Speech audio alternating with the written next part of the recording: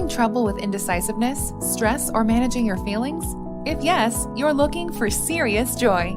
Serious Joy is a predictive astrology service that is so amazingly accurate, you have to try it to believe it. Just enter the date, location, and time of your birth, and Serious Joy will calculate your life story using our proprietary step astrology algorithm. It's that easy. Serious Joy is your guardian sensei in the cloud. Every alert message is custom written for you. You are coached into your strengths and warned about weaknesses ahead of time. And say goodbye to surprise mood swings. If it sounds too good to be true, then try it for yourself. If you're not convinced Serious Joy knows you better than you know yourself, cancel anytime. Get serious about your joy. Visit SeriousJoy.com.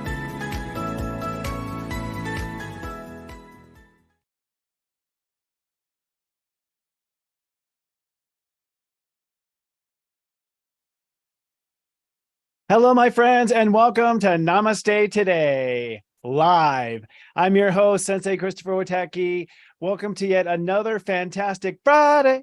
It's Fun Friday, and we are having our live Namaste Today with our community around the world, multicasting to several platforms right now. We're on YouTube, LinkedIn, we're on Facebook, and we're even right now on Twitter, which is now called X, if you don't know, formerly known as Twitter. Nice to see everyone here, folks. It's such a pleasure to be of soul service. And my goodness, I have predicted this last week pretty well. It is has been a surreal week, as I predicted. Energy is kind of funky. In fact, even today, I was just saying backstage, the energy today is a little funky. We're at step 2, Virgo. So we're starting to get the real feels of our reality. Let's say hello to everybody. Hello, Tammy. Hello, Sydney. Hello, Matt. Hello, LL.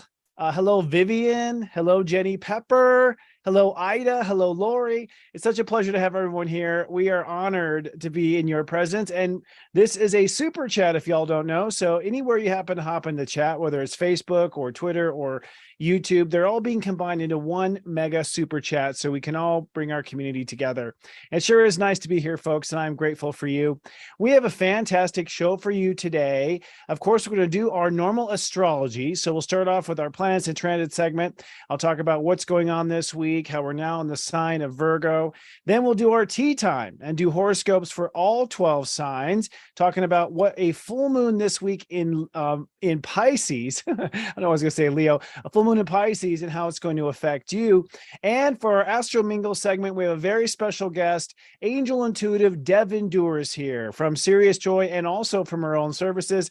Devin's going to be talking about what it's like to connect to the angels and give us some tips and tricks on how to connect. But before we dive into all that amazing content, let's kick off this show with our zodiac weather. This week's zodiac weather is from Saturday, August 26th to Friday, September 1st, 2023. Looking at your weekend forecast, this weekend is all about self-discovery and realizing that you are not who you seek to become. Let's drill down. On Saturday, it's sunny and clear-cut. Step 3 means Jupiter rules the day, and so this will be the day that's philosophical. You'll be exploring who you have become and looking for theories of who you want to become. On Sunday, it's sunny and shifting. This is an unpredictable day. We move from step 3 to step 4, so it goes from Jupiter to Uranus. Expect the unexpected, as the old relationship to yourself will break down, leaving room for who you want to become. And with the sun opposing Saturn, you're ready to take responsibility for the old karma with yourself. Moving on to your 5-day weekday moodcast, this week is really about the breakthrough of who you want to become and committing to that new person. Let's drill down. On Monday, it's cloudy and meh. Step 4 means Uranus rules the day today. Expect the unexpected. You're basically innovating who you become on the inside. And with the moon moving into Aquarius, you're feeling the electricity of change. And ironically, it's on this day that Uranus stations retrograde in Taurus. On Tuesday, it's going to be cloudy and rather spaced out. You'll be in your head. It's a Mercury-ruled day. You'll be all over the map and basically reframing the way you think of yourself and reframing your potential to become someone else. On Wednesday, it's sunny and cool. Step 6 means Venus rules the day. It's a day of creativity, resting and receiving. You are accepting the fact that you're becoming someone new, And the day tops off with a full moon in Pisces at 9:35 p.m. Eastern Time, USA. Then on Thursday, it's foggy but faithful. Step 7 means Neptune rules the day. This is the aftermath of the full moon. You'll be in and out as far as focus is concerned, but you will find new faith in who you become. And then on Friday, it's sunny and clear. Step 8 means Saturn rules the day. This will be a serious day of taking responsibility for your life. You're committing to a new Me-ality, and when the moon moves into Aries later on that day, you'll be fully ready to get started. Fantastic. And you can see we have quite a week ahead really coming into the Virgo consciousness. But before I dive into that, if you're not already familiar, my full-time job, 7 days a week, is the Serious Joy Personal Sensei service. This is a service based on spiritual growth, if you don't know. We're a very unique astrology app. Most apps will sort of give you the context of what the planets are doing, but we have a life coaching approach, and we have a full team of practitioners that will help you life coach 7 days a week. We do audio podcasts 7 days a week, my friend. We have a sound healer named Kristen Ryder who guides people through the power of sound to clear the heart chakra. We have a metaphysical minister and astrologer, Robbie Hunt. She does some special metaphysical segments on the weekends and is also a big part of our birthday segment every day, knowing what your birthday is and what that means for you. We also have Heather Exposito. She's our lead writer, and she co-stars in a couple of shows. And we have today's guest later in Astro Mingle, Devin Dewar, an angel intuitive, providing segments 7 days a week. So it's 7 days a week based on your chart, helping you through these energies. And friends, it's never been a more important time than now than to get support, because we're on the verge of breakthrough. We're on the verge of moving to a new place in our life, a new vibration of living. And you don't have to do it alone. You have a community of friends and like-minded people. It's a gated community, so you can come back, hang out, chat, learn, and be with people just like yourself. For more information, visit seriousjoy.com. I'll have some tips and tricks to what our service is providing at the end of the show. So as we move into this week, we have a lot of planets and transits happening. Plus, we're also getting ready for a re-evolution. It's time for our planets and transits.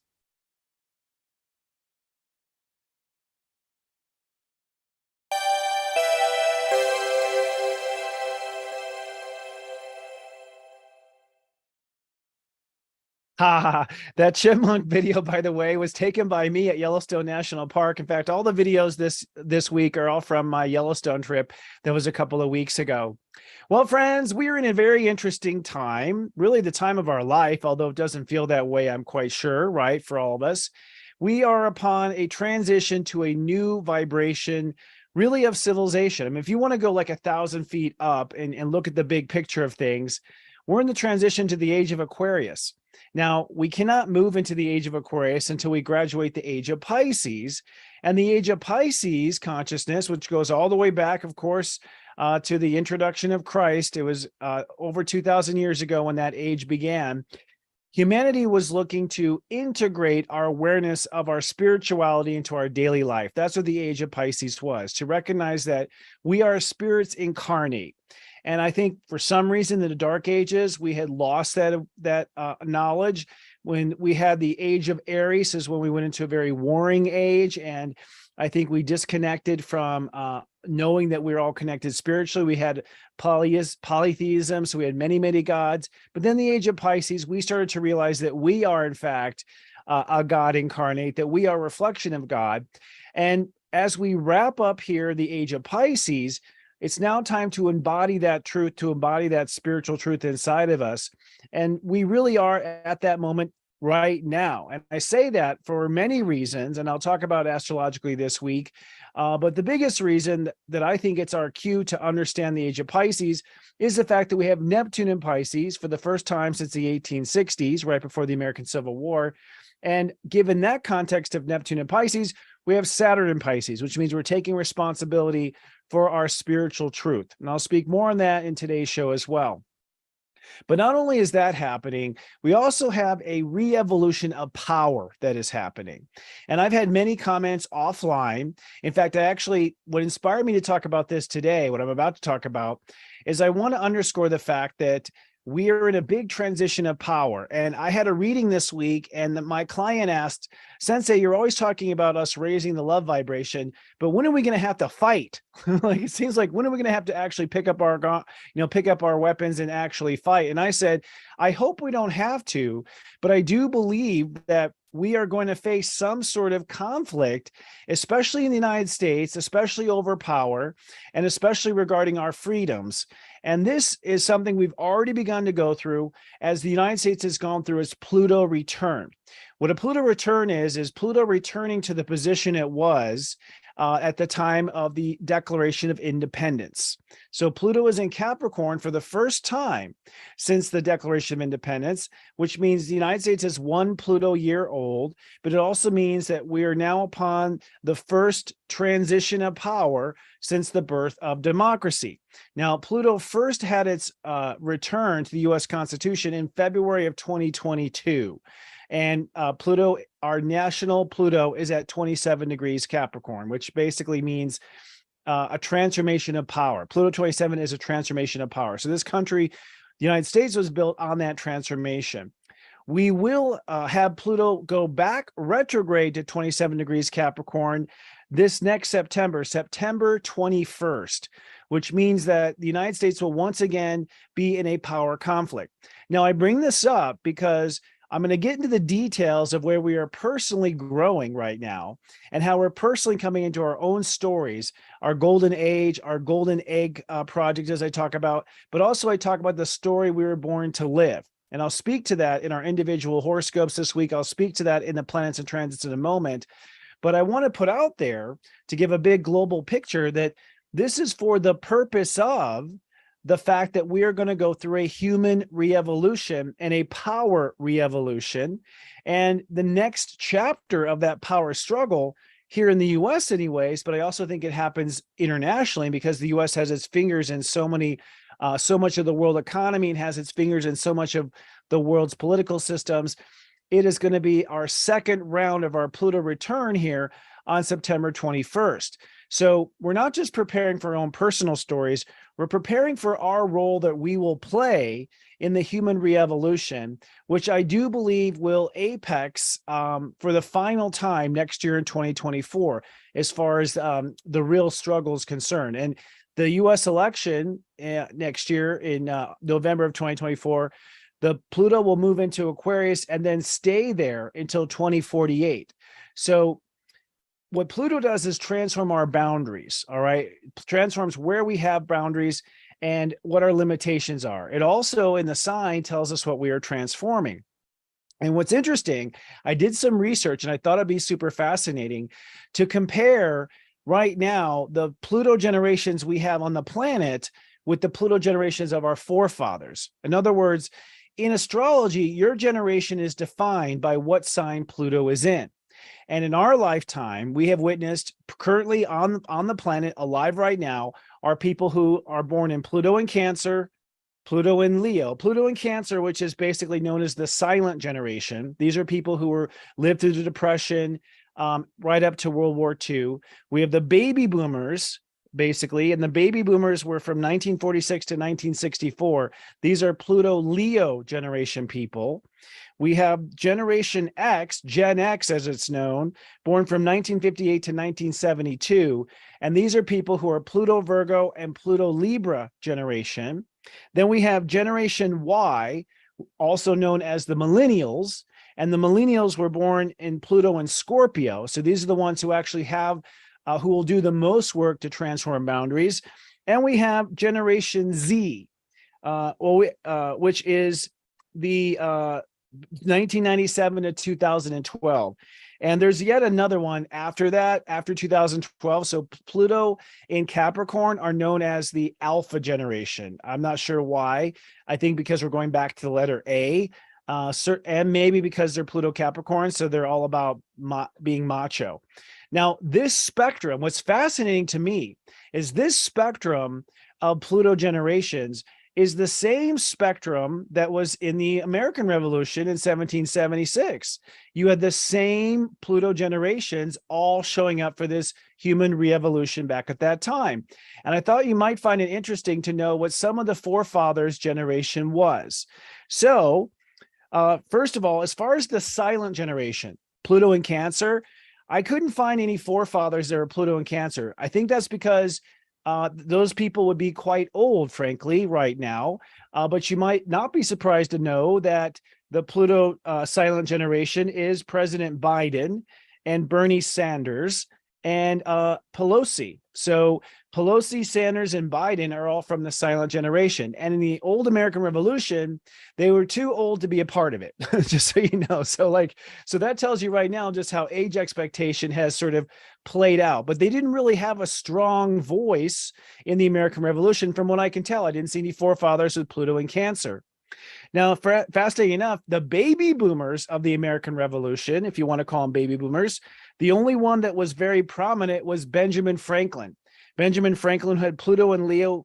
I'm not sure at what degree, but Benjamin Franklin, actually, interesting fact about him is he had his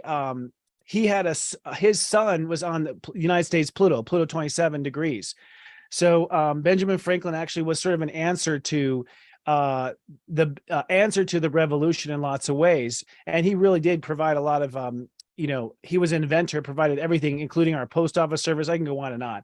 But the baby boomers of the American Revolution, Benjamin Franklin. The baby boomers today that are in political circle is Donald Trump is a baby boomer. Robert F. Kennedy Jr. is a baby boomer, just to kind of put it in perspective. The Gen Xers of the American Revolution was George Washington. He was a Gen Xer, basically. Paul Revere was a Gen Xer as well. Currently, the Gen Xers in office are President Obama was a Gen Xer, and Paul Rand is a Gen Xer right now. The Generation Y, or the millennials of the American Revolution, the millennials in the American Revolution were Thomas Jefferson. So the author of the Declaration of the Independence was basically a millennial. So if you're a millennial, you had the vision for the Declaration of Independence. You had Pluto in Scorpio. You were the one to draw the lines. And ironically, King George III, which was the king we were having a revolution against, that king is also a millennial. He had Pluto at 10 degrees Scorpio. He was a 13-degree Gemini, a step 13 Gemini. By the way, Thomas Jefferson was a step 23 Aries. Then in the Generation Z, currently right now, the Generation Ys, the millennials in office, are Alexandria Cortez and Matt Gaetz. Those are two senators or congressmen, congress lady who are represent Generation Y and the millennials. And then finally, Generation Z, which of course is 97 to 2012, Pluto and Sagittarius people. Alexander Hamilton was probably one of the youngest that was in the American Revolution. He was Pluto and Sagittarius. And James Madison was also a Generation Z, Pluto and Sagittarius. There's only one congressperson representative who represents Generation Z, and that's Maxwell Frost, who was recently elected as a Florida 10th District House congressperson. So House of Representatives I was looking for. So I thought that was very interesting, just to sort of compare and contrast. And I bring it up because, I do fully believe that we are up against some sort of re-evolution of power in our lifetime. I believe that re-evolution is about to kick off. Where we are in comparison to the American Revolution is when Pluto was at this degree, last time America was already at war with Great Britain. So this is when we began to go to war, is in these degrees of Pluto. And we're about to have these same degrees of Pluto, and our United States Pluto return happened for its second pass here on September 21st. And just like the original re-evolution that we had in the 1700s, I believe everyone born right now will play some part, if nothing else, holding light, holding love, prayer, keeping the vibration high. We're all going to play, I think, some role in our restructuring of power. And that really brings us to where we are today. Where we are today, my friends, is preparation to become the story we're meant to live. The story we were born to live is how I like to put it. And this is in contrast to the story we were born to. I've spoken this many times, but in a brief setting, I believe that we had two major tasks in this lifetime to accomplish as citizens. One task was to face our karma, probably the karma that we've had since the last revolution or last power struggle, because of the Neptune cycle of Neptune in Pisces. So every time Neptune goes into Pisces, the earth and the civilization of earth becomes one more spiritual year old. Goddess knows how long that goes back in time, to be honest with you. But I do believe that with Neptune returning to Pisces for the first time since it left in 1860, right before the American Civil War. It returned to Pisces in 2012, which just happens to be the end of Generation Z. So what's interesting is the Alpha generation is part of the new spiritual. Those born after 2012 are born into the new spiritual age. Those born before 2012 are part of transforming that spiritual age, and they're part of transforming that spiritual age by transforming themselves. Whether you believe it or not, we are a spiritual democracy. If 2/3 of our spiritual population goes down in fear and horror, it pulls the rest of us because we are collectively one energy. We come from one source. And so it really takes each individual carrying their own spiritual weight to evolve the earth. The earth will not evolve unless everyone, or the majority, I think, of the souls, pitches in. I literally believe it's a metaphysical physics equation. So where we are in this particular moment in that big picture of things is we are literally in this week wrapping up the story we were born to, wrapping up the story, that the karmic story that we were born into, that we had to face. And this is represented by Saturn now in Pisces. And this week we'll have a full moon in Pisces at Grandmaster 7 degrees Pisces. It will conjunct Saturn in Pisces. And it's my theorem that that is the official moment where we sort of christen the new life, the new spiritual cycle, and we say goodbye to the old spiritual cycle. And we will inevitably be working out the kinks and the details of that transition, of that proclamation of a new spiritual cycle for the rest of the Saturn in Pisces transit. So Saturn in Pisces will then carry that out. And the way it works is each of us in our own life, ironically, it is your own karma with yourself that inevitably determines the karma of the planet. So it's like if you don't face your shadow, the hangups that you have with yourself, if you don't face the way you treat yourself and heal from the issues within yourself, there's no way you can hold higher vibration for your family, your neighbors, or your community. There's no way you can operate from that higher spiritual point of view if you're still stuck inside yourself, treating yourself like you did in the dark ages. So this week is the final touches, I believe, or the final intentions. That's a better way of putting it, because I think Saturn will carry this out as Saturn climbs up through the Pisces spectrum. But this is the week where, with that full moon, we say goodbye, farewell to the spiritual story we were born to within ourselves, and we embrace this new chapter with ourselves. Now, if you're not familiar with the metaphysics of astrology, Pisces is our spiritual self, our spiritual energy, and Virgo is the incarnation of our spiritual energy. So from Pisces to Virgo, you have from heaven to earth. Pisces is the heavenly spiritual intentions, but still a physical form. So Pisces is real energy. It is manifested energy. I believe one day the soul will be able to be recorded with technology. It's not now. Maybe it is now, but it's been hidden from population. It's possible that we can record the soul, but science isn't revealing that, like if that's the case. But ultimately, Pisces is that spiritual lesson that we agreed to do before we came down. I believe Pisces consciousness is sort of the pre-manifest intelligence of our soul's progression on Earth. And in that Pisces energy are our goals, our bucket list, our intentions for what we intend to make real, for what we intend to become real. And that making and becoming real is the Virgo consciousness. So What we be spiritually is what comes in Virgo. What we be in Pisces is what comes in Virgo. And this week, we are going to commit over the course of this week to what we become, the Virgo energy. And at the same time, with the full moon in Pisces, we are going to change and shift what we be in our essence, what we be in our soul, what we be in our spiritual energy. So as we move on to this week, the title of the week, and again, if you like to take notes, I always say, well, get the theme of the week down. This is the best thing. The theme of the week is facing my me-ality. And I use the word me-ality to describe our inner reality. So reality is everything outside of yourself. Me-ality is everything inside of yourself. One of my little buzz terms that I took full liberty of my Saturn and Gemini to invent words.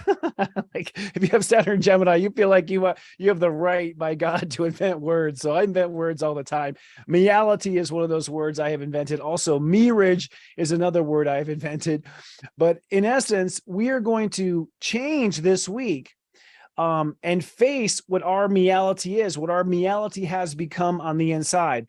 And I've spoken to this in prior episodes. I talked about, and I'll say it again right now, that Virgo consciousness is, for all purposes, the physical me-ality, the physical reality. Our me-ality is our body, our health, our five senses. The sixth sense would be Pisces. The five senses would be Virgo.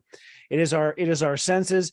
It is our blood, our organs, our muscles, and it is what the present reality inside of us is like. So you may have a me-ality of depression. You may have a me-ality of fatigue. You may have a me-ality of dis-ease. You may have a me-ality of sorrow. And whatever this me-ality is, the day in and day out of what you experience as a human being, this is the net result of what you have been or what you be in spirit behind the scenes. And so what you have become physically in reality. Now, reality is an illusion, and we can go into the details of that just using physics. I mean, I'll give you one just quick example.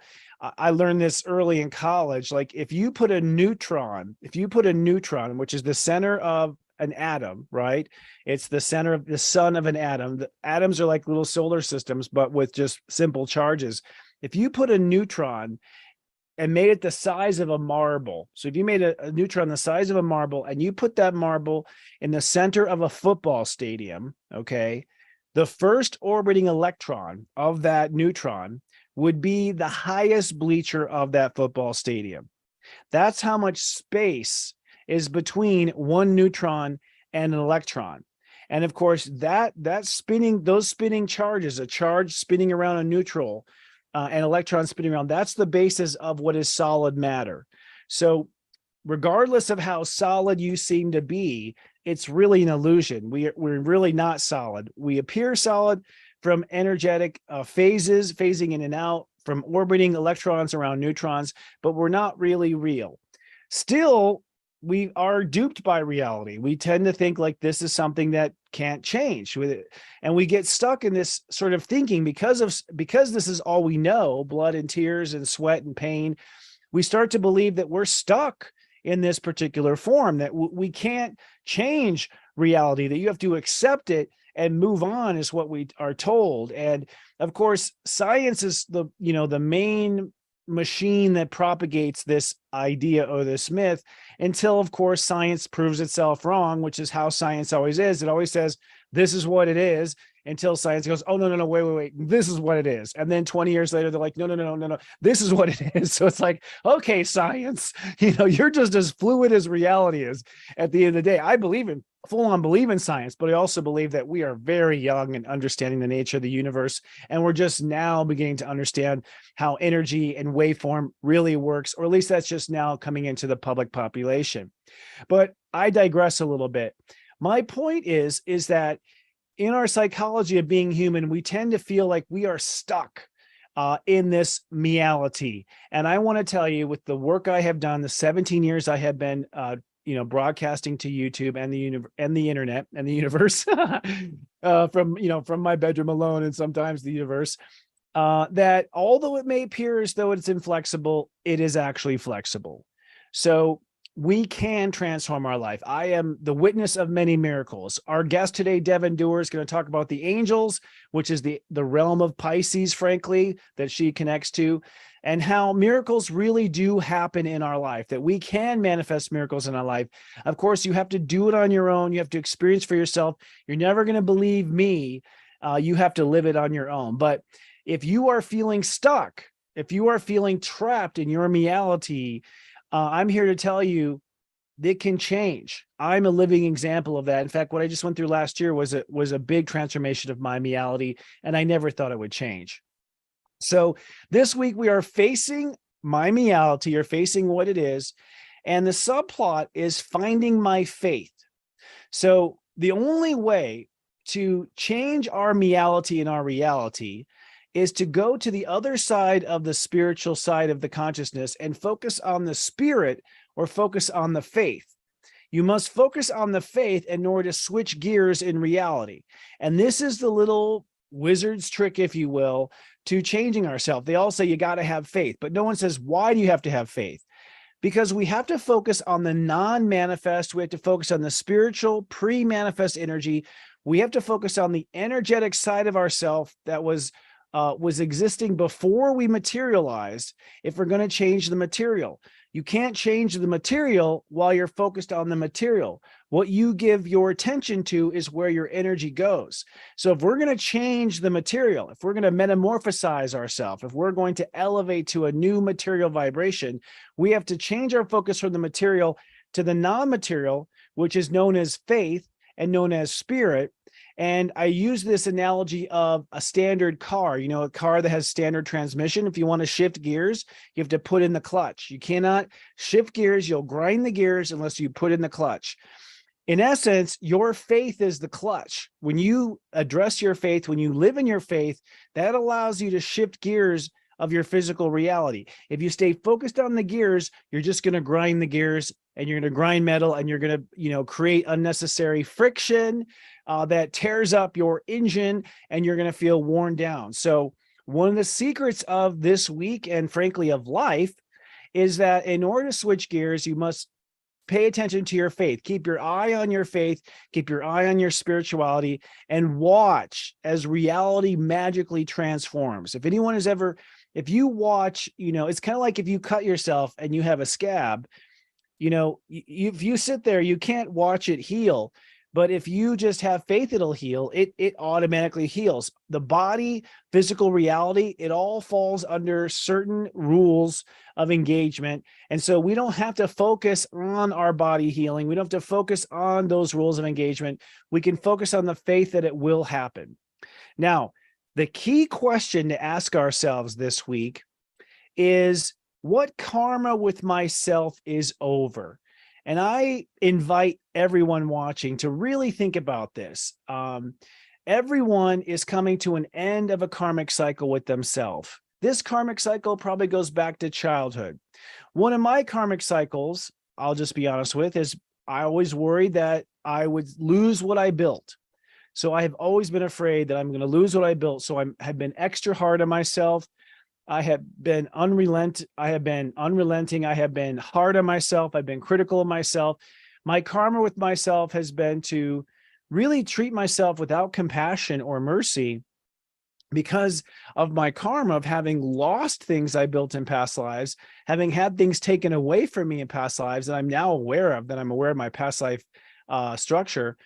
And as a result, I have been this cruel person to myself, believe it or not, behind the scenes. I mean, cruel in the sense of not letting myself have the sleep I need, not letting myself enjoy life, making myself work all the time. This is all prior to my Chiron return breakdown that I had last year. Once I had my Chiron return, it was a wake-up call for me that it was time to stop that. And I realized I'm not going to lose everything I built. God came in with an amazing team of practitioners. And also I have amazing viewers who kept me bookmarked on their YouTube.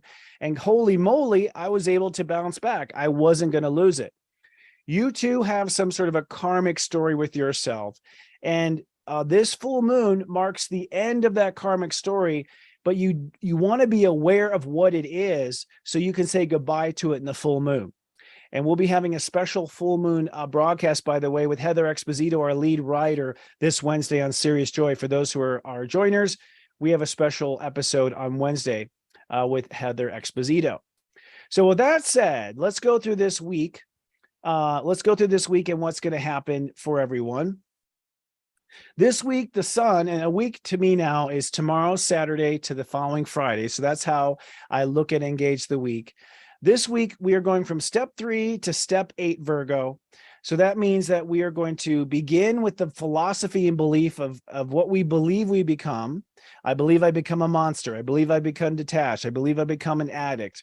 I believe I become. So we're going to realize, oh God, I become something I don't want to become. And by the way, that's everybody. Everybody aims, and then everyone gets to the destination. They're like, oh shit, that's not what I become overweight. Like I become worn down. That's just part of life. Like we figure it out. But the beginning of the week is this, Saturday and Sunday, this weekend is pretty much the wake-up call of what you have become. And it's sometimes hard because remember, Virgo is me-ality. It's very real. It seems inflexible. It seems unchangeable. Even if you gain weight or if you lose weight, you sort of think like, oh God, I'm never gonna be able to change it. But you can. You have to work with your body and be consistent. So the beginning of the week is that you realize, oh God, I've become something that I don't want to become. Or if you are just doing straight A's in your spiritual work and you're not off course at all, and if that's the case, Halamia, be a guest on my show, okay, because you're hard to find someone who doesn't have work to do, but hey, it happens, that's possible. Even then, we're going to become something greater. So even if you are satisfied with what you've become, because you're on the master path and you're no longer making junior mistakes, you still, in the point of ascension and in the point of rising to the human re-evolution that's around the corner, you still are going to become something greater as defined by the expansion of the universe and the expansion of you. And so therefore, you're going to realize you have not become everything you want to become. So we start the week going, I have become something I don't want to be, or I'm not becoming what I expect to be. And that's how the week sort of starts off, as a bit of a bummer. But then come around Monday afternoon to Tuesday, right when Uranus retrogrades, I'll talk about that. Then you will have a breakthrough and you'll realize you'll be able to accept, okay, yes, you might even argue, it's like, I become overweight, and you might go back and forth and weigh yourself on the scale like 2 days in a row and be like, I don't know, I can't believe it. I can't believe I become this. So it may actually take a few days until we get to step 6, which is Wednesday, the day of the full moon, to finally accept, okay, fine, I have a problem with this. I eat too much chocolate cake or whatever. Like I become addicted to this, or I become, lazy in that. And only once you accept what you become, which is an important note for this week, you have to accept what you become. If you deny what you have become, then you won't be able to change it because you're in denial that you're it. So you can't change something you're in denial about. And that's where being authentic and being true to you is so important. You have to be true to yourself if you're going to change who you are. You have to tell the world, you have to make a post on Facebook. You don't have to share it with anybody, but you and God, you need to know, hey, I've become this. I accept it, but I don't want to be it anymore. So we accept it. And then we have the full moon in Pisces at step 7, the grandmaster step of Pisces. Every net 7 is a grandmaster Pisces step. That's the turning of the story. That's when we go, okay, I'm letting go of this spiritual story that made me become this. I became this. I became, frigid. I became cold-hearted. I became, bitchy. I became mean, whatever. I became something to myself because of my spiritual story I had. But now I'm going to change that spiritual story. I want to move on to the next direction, the next chapter of my spiritual story. And so therefore, I want to become this. And that's the story arc of this week, that you recognize what you have become. You realize in ritual in the full moon that it's time to forgive that part of yourself. I call it the forgiving full moon. I'm going to forgive myself for having made the mistakes I've made, but I'm also grateful I had the experiences because I wouldn't have learned otherwise. And I'm going to become something else. And that's what the week ends with. Friday next week, when I come back on here at 8 degrees, that's the day we are committing to becoming someone else on the inside. And I really want to stress that this is all inner work we're talking about. Remember, we must change our inner self if we want to change our outer life. The reason why people try so hard to change their outer life and never get to change it to stick is because they tried to change their outer life without changing their inner life. So if you change your outer life and don't change your inner world, then eventually your outer world will pop back and represent a reflection of your inner world, because reality is the mirror of our inner me-ality. We have a me-ality, and reality is a mirror of that inner self. That's basically what life is. That's basically the experience of incarnation, is that you get to see in the physical world a replica of what you are in the eternal world. In heaven, we can't see what we look like. So we come down to earth to see what we look like and to see these ideas and things in play. So this week, we are moving forward to become a new me-ality on the inside. We will start to address our reality next week. So next week, we start facing our reality. If you're like, oh my God, my job sucks and my house situation is shitty and my cars, yes, but we can't get to the reality until you've faced the me-ality. So just make a bucket list of things you intend to change. Now, as you know, Mercury is retrograde. That's my way of saying it. Mercury is retrograde, which means that while we're moving forward with becoming someone new, we're thinking backwards about what we should become in the big picture. So as we are marching forward with becoming someone else new on the inside, our mind, Mercury goes from 21 to 18 degrees Virgo, which means over the course of this week, you go, I don't know what I believe about the future anymore. And then by the end of the week with Mercury at 18, you're saying, I don't know what I should do in my daily life either. So we don't know what to think. And that's okay. You're in such metamorphosis. Of course, you don't know how to navigate your world. And really, it's just a speculative, philosophical sort of thing. Mercury retrograde does mean that our hemispheres are switched as far as our dominant hemisphere. So if you're Dom logical, you go intuitive. If you're Dom intuitive, you go logical. I'm Dom intuitive. So when I dominant, that means. So when Mercury is retrograde, I'm a lot more logical. I actually get more done. I'm more efficient. I just like pound out the work and just check off the boxes, because normally I'm Dom intuitive. And so I'm usually like, so I'm usually on another planet, like la, la, la, like, sort of skirting the skies, always talking to guardian angels, talking to my guides, like not looking at the road. So I'm a lot safer when Mercury's retrograde. But I'll say this, the mind this week is going to realize, okay, I don't know what to think about my future. I don't know what to think about what to do in my daily life. So we're reconsidering our options basically for the future and for daily life.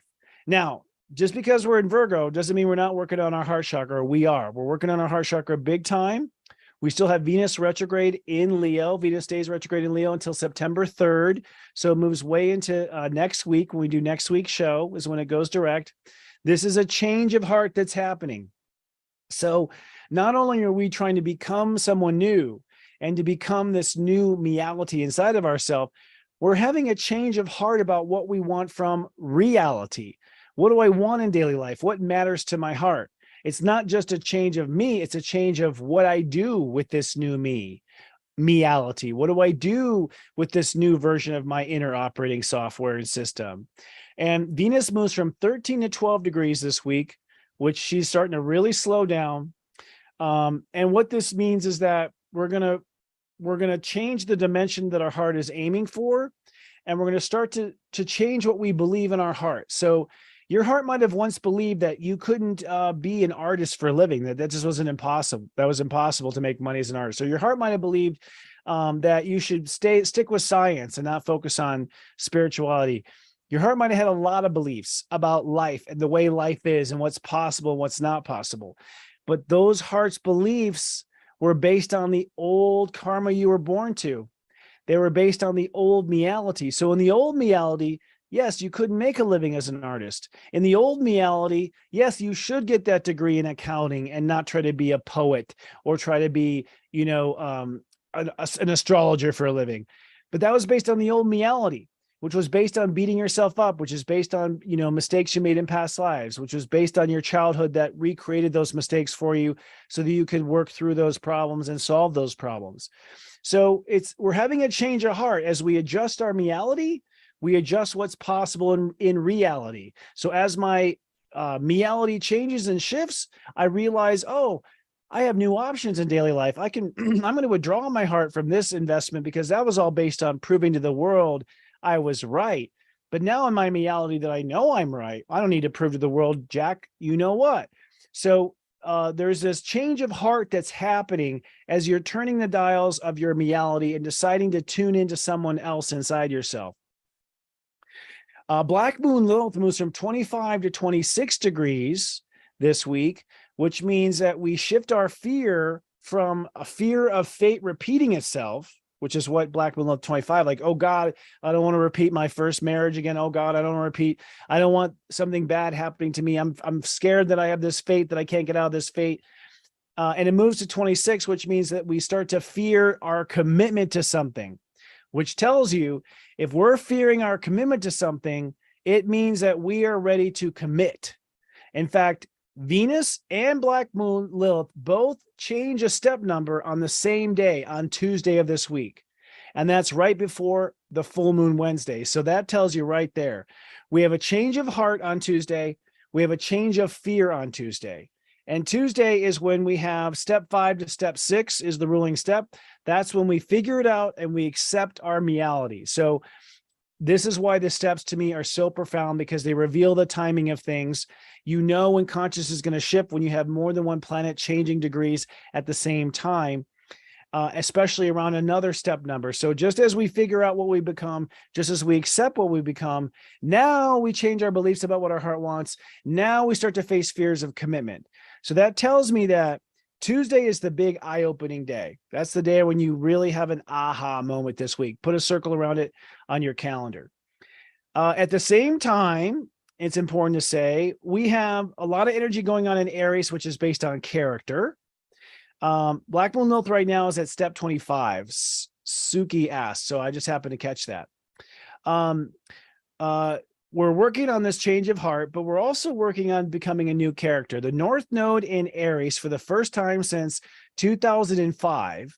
So it's been 18 years since the North Node was in Aries. The North Node is at 26 degrees and moves to 25 degrees this week. And guess when it moves to 25 degrees? On Wednesday, the day of the full moon.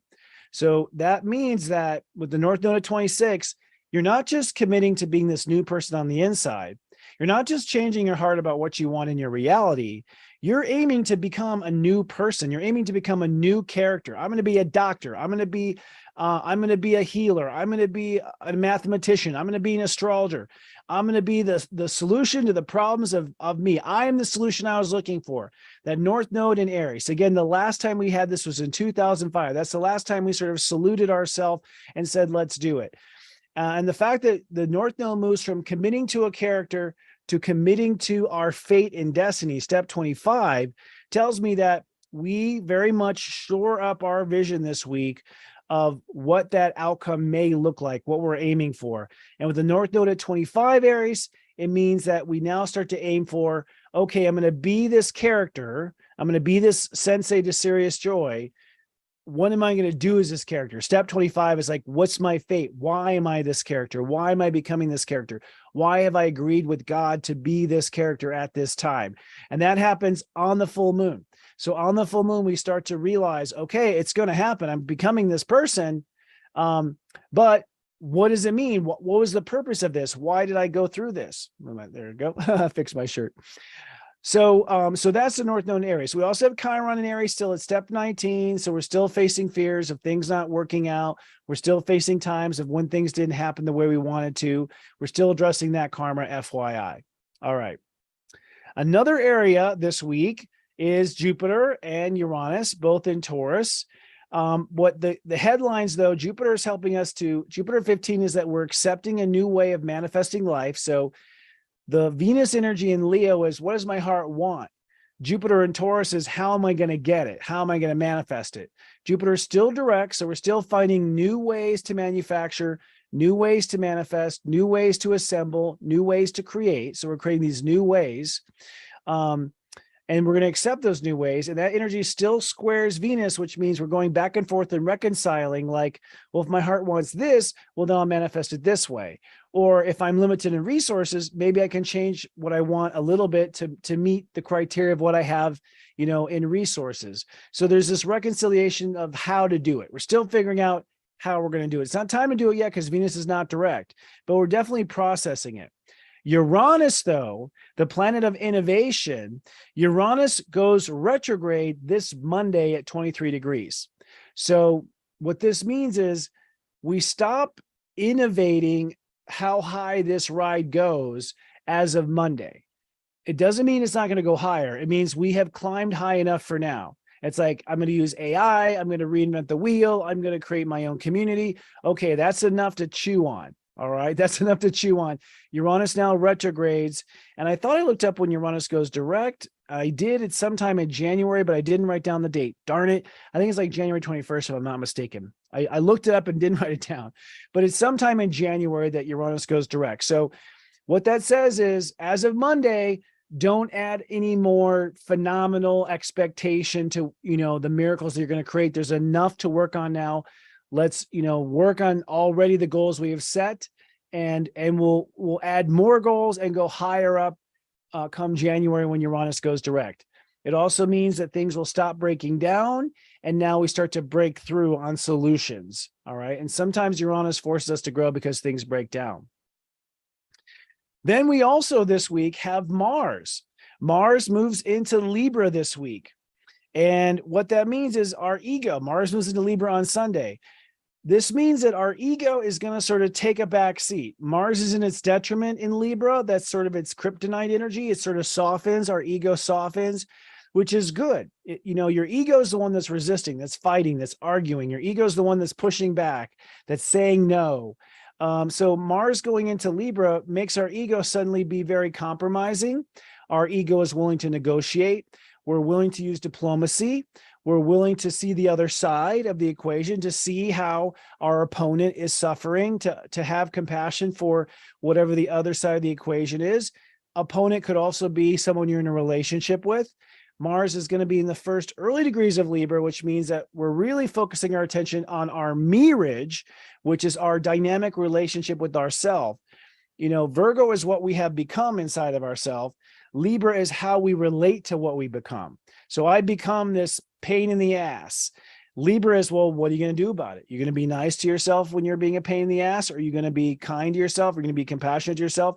How are you going to respond to yourself? So Mars in Libra says, it's time for a different response to ourselves. And the timing is absolutely perfect, because here we are declaring that we want to become something else. Well, you can't become something else if you're going to keep treating yourself the same crappy way. You can't become someone else on the inside if you're going to always have the same negative response or resistance or friction or whatever inside. If you keep treating yourself the same way. So Mars moving into Libra says this week, overall ego and fight energy is going to sort of fall a little bit. We're going to realize that that we don't have as much energy for the fight, which is good, because I think a lot of friction starts to fade. It also means that we're going to feel less motivated. We're going to probably need more rest. We're going to yield more than we're going to go forward. So you're going to find that you just go ahead and let someone get away with it. It's not worth bringing it up. There's all sorts of things like that. But you're also going to find that you have the energy to take your Astro to the gym, that you have the energy to stop something. And that's the other thing I should say too. Mars is also when we stop stuff. So you stop beating yourself up. You stop, skipping breakfast. You stop, putting yourself down. So Mars is when we start or stop, or when we push or resist is also Mars. So you may stop resisting something, or you may stop doing something to yourself. Those are also equal actions. But the point is that with Mars moving into Libra, you have the motivation. You may not have the motivation to mow the lawn and clean out the garage because it's in Libra, but you have the motivation to show up for yourself. Whereas just last week with Mars and Virgo, it sort of was overwhelming, but now you're like, okay, I'll do it. I have the energy to do it. So those are the major planet aspects. Now, the emotional context of this week is as follows. On Saturn Day, tomorrow, the moon is in Sagittarius. And as the sun is at 3 degrees, as you're understanding a new story, you're going to believe a new story about yourself. The moon's going to cross the galactic center tomorrow. So tomorrow is when you forge a new belief and you feel that belief. And then the moon moves into Capricorn. And the moon will be in Capricorn late Saturday and all of Sunday. So most of Saturday and all of Sunday, the moon's in Capricorn. And that means that our feelings get kind of cold. We sort of realize we kind of go cold. We sort of turn business-like. We realize that if we're gonna accept what we become, we've got to look at this professionally. We've got to not take this so emotionally. So we sort of have a tough lip. We sort of put up a tough bottom lip, so to speak. And it also means that we're not very compassionate to others. So I would try to focus on ourselves over the weekend. Try not to do stuff or be there for others if you don't have to, because you're just not going to be as compassionate as you normally are. We're all dealing with our own stuff. Then Monday, Tuesday, and half of Wednesday, the moon is in Aquarius, and this is building up now to the full moon in Pisces. And this is where we fine tune exactly the frequency of where we belong or don't belong. It's like, I belong going to the gym, but not killing myself. I belong eating right, but also getting dessert now and then. I belong. So the moon in Aquarius helps you to figure out, what does this look like? What color is this? What shade of gray is this? Is this on the passive side? Is this on the aggressive side? So all that infinite, like tiny little shades of gray, or frequencies, or how often is this going to happen, or to what degree, that's all Aquarius. So we're sort of feeling out to what degree. We're feeling out really what fits with our vibe and what doesn't fit with our vibe. Then the moon goes glorious full on Wednesday night at 7 degrees. I'll show you the chart for that in our next segment. And that is ultimately where we go, okay, I'm letting the old story go. You might emotionally cry in this full moon. You might have to grieve what you've been through, especially if you've held it in and you've been tough about it. We want to let it go. We don't want to hold on that. And then moving into Friday, the next show, we then start to spiritually feel like, wow, my story is changing. And then the moon moves to Aries, and we start to feel, okay, well, if my story is changing, what am I going to do about it? What's going to be my action? What's going to be my takeaway if that's going to be the case? So that's the emotional week. We end next week with the moon in Aries, which is basically the rebirth, feeling this new version of our ego, feeling this new spectrum of ourself, and really having felt through the taking control of our life in Capricorn. What's the exact frequency in Aquarius? What's this mean spiritually with the full moon in Pisces? And then the moon dipping into Aries by next week's show, saying, okay, I am reborn. I am here to express this new becoming of my soul. As far as aspects are concerned, I've mentioned all of them this week so far. I talked about Mars moving into Libra already, what that means. I talked about Uranus going retrograde. Oh, by the way, I did write it down, just in another place. Uranus will go direct on January 27th, and it will retrograde to 19 degrees. That's as far as it'll go back. But I talk about Uranus retrograding on Monday, which is great. And I've talked about the full moon, but what I did not talk about is this week, the sun will be opposing Saturn. It directly opposes Saturn on Sunday. So on Sunday, the sun opposes Saturn. So the sun on Sunday opposes Saturn day kind of thing. And what that means is that as the sun moves past Saturn, this is our heart taking responsibility for who we're becoming. With the sun opposing Saturn. Saturn at 3 degrees, what do you believe your spiritual story is now?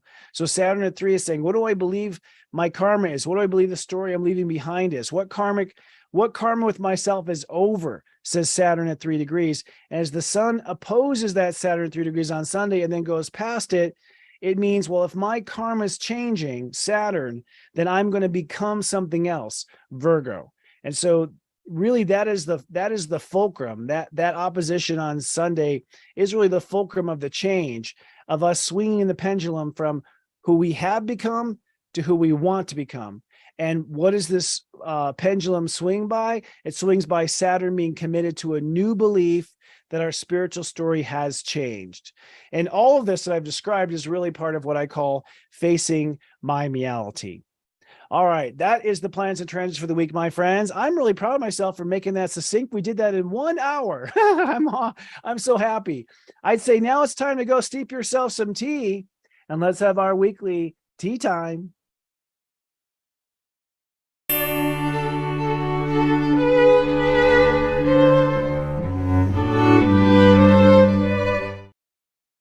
All right, folks, welcome to our tea time.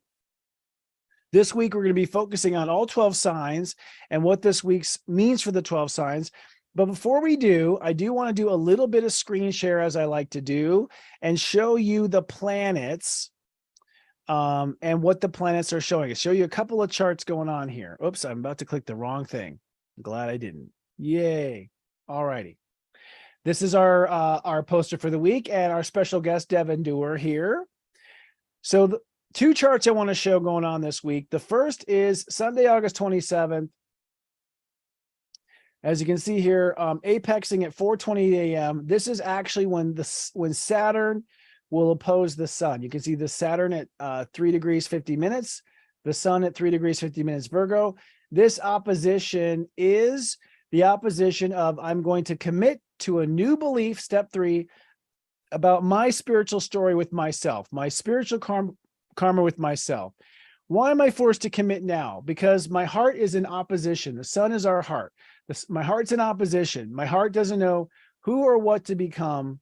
And so in this opposition to Saturn, we realize, oh, I'm going to believe that I can become somebody different because I no longer believe my karma is the same way. So there's a change of karma, which leads to a change of who we become.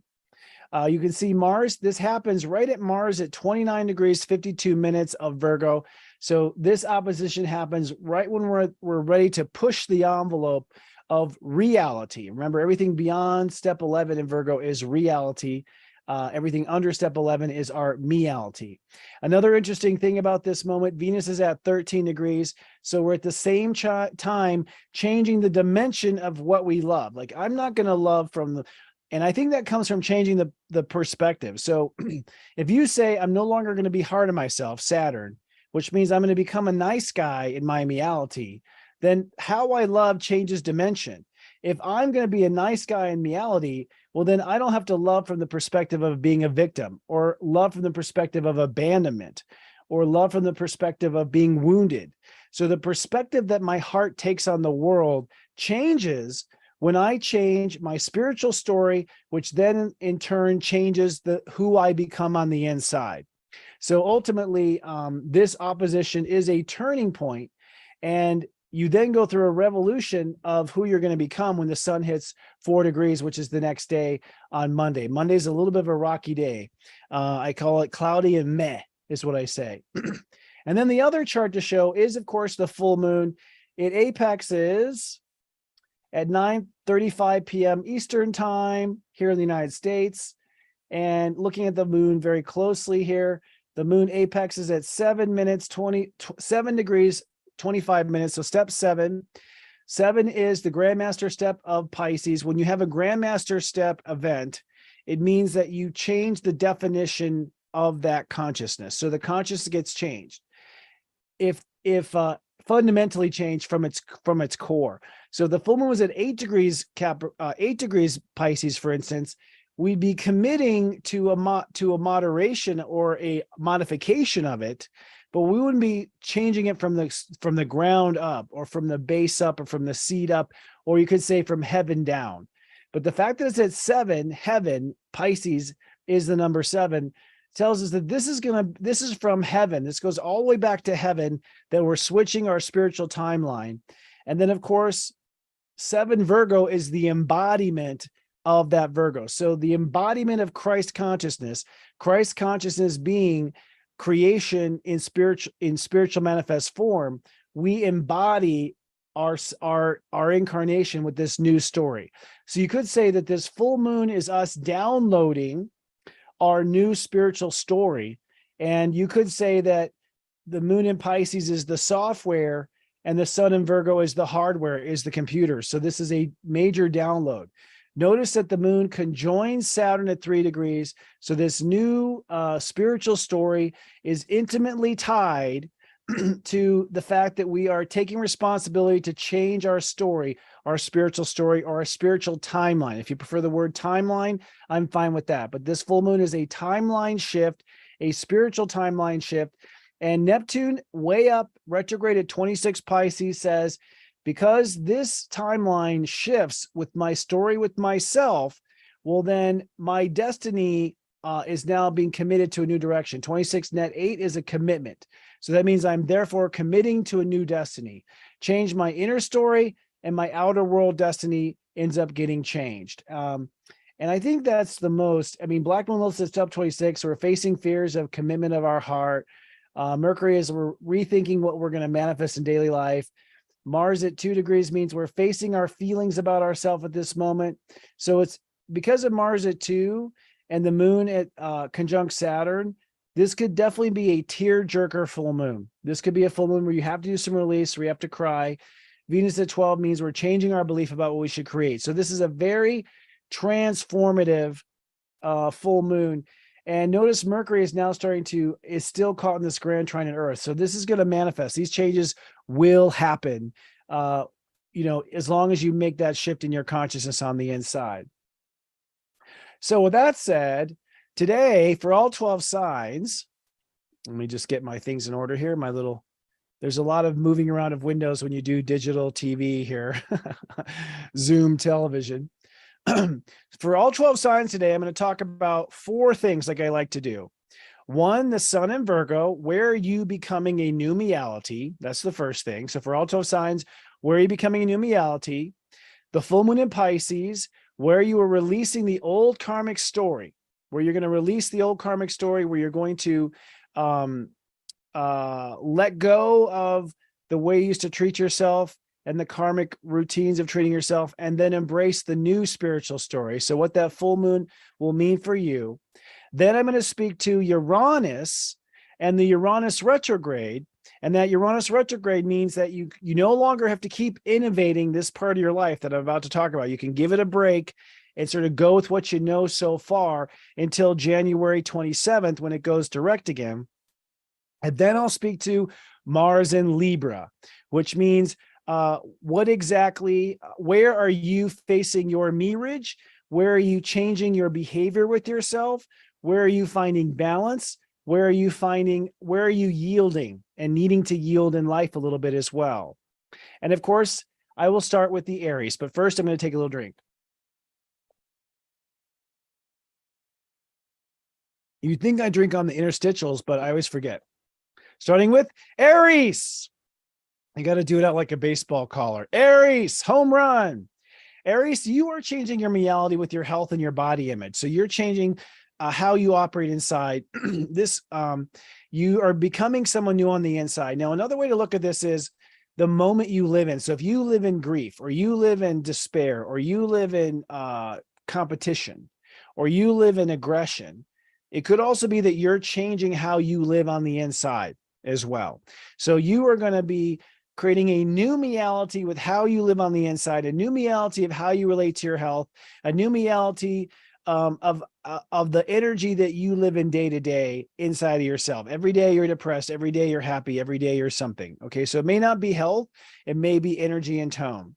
That full moon in Pisces is literally a change of faith in yourself. So the 2 different spiritual timelines are based on how you had faith in yourself or not, or how you dealt with fear or not. So the old story might have been that you didn't have faith in yourself, and the new story is that you do. Or the old story might have been you had faith in your athletic ability, but you didn't have faith in your, mathematic ability. And now you're going to have faith in mathematics as well. So it could be a complete faith in yourself. It could be a fractional faith in yourself. But the Pisces full moon means we're getting rid of the old story of where I didn't have faith in myself in these areas, and I'm going to become the embodiment in my body. I'm going to embody this new faith. That's the full moon event for you. Uranus retrograde means that when it comes to money, abundance, passive income, creating the business of a lifetime, you can stop innovating there for now and fill in the gaps, fill in the blanks, go back and start to fill in the information, the research, the experimentation necessary to make your current ideas for money and abundance work. So it's like you've grown enough when it comes to money and abundance. Of course, you want to make more money and have more abundance, but your strategy, your actual business practice, what you do, you can take a break now and fill in those gaps. And then Mars in Libra, your ruling planet in your opposite sign, does mean that Aries will be a bit deflated for the next 6 weeks. Mars stays in a sign for about 6 weeks. So you're not going to have the same oomph that you normally have because it's your anti-birthday and your ruling planet's in your anti-sign. But it does mean that when it comes to your ego and your responses, you're now going to focus on a different version of yourself. You're going to focus on responding to yourself in different ways. Basically, you're going to have to treat yourself differently to become this new moment inside yourself. You're going to treat yourself differently according to your new faith, and treat yourself differently in order to fill in the gaps with your abundance and manifestation. All right, Taurus. Tauruses are experiencing a new me-ality when it comes to loving themselves. And I have to tell you, when the sun first went to Virgo, I got a little mopey. My heart was like, I realized that my heart revealed to me areas that my heart was not happy with how things have become. I'm not happy with, certain things. That's a lot because I personally put my heart on the back burner and, for other things. I don't always directly try to peel my heart. So I have not become as self-loving as I want to become. So Tauruses are realizing it's time to become more self-loving. It's time to be more in love with your inner child, to bring your inner child to the table. The full moon means that your karmic story has to do with the kind of friend you've been to yourself. So Pisces, for you, your karma is all based on how good of a friend you are to yourself. And notice I say friend, not parent, not babysitter, friend. If I'm going to be a good friend to myself, I'm going to balance work life. If I'm going to be a good friend to myself, I'm not going to take it personally when something happens. If I'm going to be a good friend to myself, I'm going to see the big picture and not get caught in the details. So the full moon is saying you're going to let go of a bad friendship with yourself, or a not good enough friendship. We don't have to call it bad, but it wasn't what it could be. And we're going to embrace a new spiritual story where you are a better friend to yourself in different ways so that you can be that friend to the world. And ultimately, I think Tauruses tend to be friends to the world before themselves. That's one of the mistakes they make. Uranus retrograde now in your sign, Taurus, means that you're going to be given a break on developing your character and your big picture operational changes. So it's like you've got enough on your plate. There's enough on your wish list for how your character is going to change. You don't have to create a new character for now. Just fill in the gaps with all the goals you currently have. By the way, character is also your health, your fitness, your image. So there's not a lot of image change needs to happen. Go with what you've already planned to do with your image and what you plan to do with your character, and fill in those gaps until January 27th. And then Mars moving into Libra for you is a new behavior with your health or your body. Okay, so it's time to now respond to your health differently. It's time to be there for nutrition differently. It's time to respond to the moment differently. So normally, if you used to be bored in the moment and you used to go eat when you were bored, let's change that response. So you're changing your response to your me-ality. You're changing your response to your health. You're changing your response to your body and upgrading that to meet probably this new inner self-love, this new inner child that you're letting become more a part of your life. Geminis, I'm going to take a little drink. Geminis are becoming the way they feel about themselves is becoming new. So they're going to become a new feeling about themselves. I used to feel like a loser. I used to feel like the last, always left behind. I used to feel abandoned. I used to feel this way. And Geminis become these feelings. It's funny because Geminis are intellectual people, but they really become their feelings. What you see is what they're feeling. You're not seeing what they're thinking. You're seeing what they're feeling when you see a Gemini, which is interesting. And Cancers are the reverse. So Gemini and Cancers have the reverse in that. So you're going to become a new feeling on the inside, and you're going to become something. You're going to become different when it comes to how you nurture yourself and how you treat your feelings. So you're becoming a new emotional person, basically. The full moon in Pisces says that you're going to shift your spiritual story around self-discipline. The old you may have been very laxed about health. The old you might have been very laxed about career. The old you might have been very passive about your relationships. But now you're going to develop a new self-discipline, and that's the birth of the new spiritual story. The new spiritual story is that there's a new sheriff in town in your life, and there's a new self-discipline that you're going to live by. And because of the new self-discipline, your long-term goals can change, which we'll talk more about next week, but not until this new self-discipline spiritual story is in place. Uranus retrograde means that you're no longer going to have to innovate your faith in God, which is really a blessing, because when you're innovating faith, it usually means that you have more and more piled up onto you that you're having to pray about. And so you don't have to innovate your faith so much. you can hold off now. The faith you have is enough to last until January 27th. That means that you don't have to change your spiritual relationship to God or the angels, but fill out what you've already learned. So if you started praying to Archangel Michael, make that a daily practice or make that a weekly practice. But I wouldn't try a new angel per se right now. I would focus on the ones you've already tried to have contact with, or I'd focus on the spiritual goals that you currently have on your plate. Let's not adding any more spiritual goals to your plate until January 27th. Mars in Libra says that you're going to change your behavior and how you treat your inner child. So it's now time to love your inner child in a different way. It may be time to stop picking on your inner child or to stop abandoning your inner child. So remember, Mars is start and stop. So maybe you stop some things that you've been doing to yourself, or neglecting yourself, or depriving your inner child, or it could be gluttony. You could be just pigging out. You've been doing nothing but playing like Pinocchio on Jackass Island, and you need to stop playing and balance out some other responsibilities. After all, that full moon in Pisces says there's a shift in self-discipline. But overall, it's time to really activate how you respond to your inner child. Cancers. Cancers are becoming a new mindset on the inside. So it's funny, like I said, Geminis, what we end up seeing is how they feel.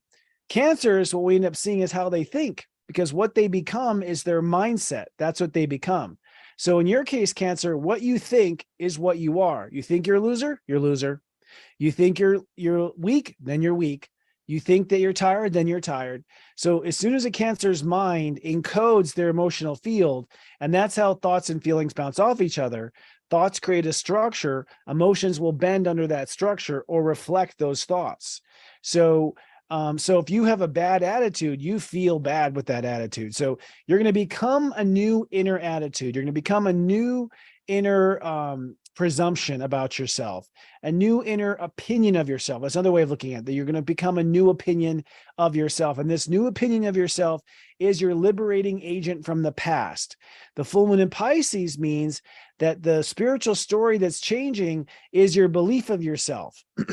Belief in yourself in the sense of, in the old story, you didn't believe you were capable of this, or you didn't believe you were worthy of that, or you didn't believe it was possible for you to achieve something you want to achieve. So most likely the old spiritual story was a lack of belief, or a lack of consistent belief, or a false belief, that you believe something that was false. You believe what your parents told you and you realize they were wrong, you're right.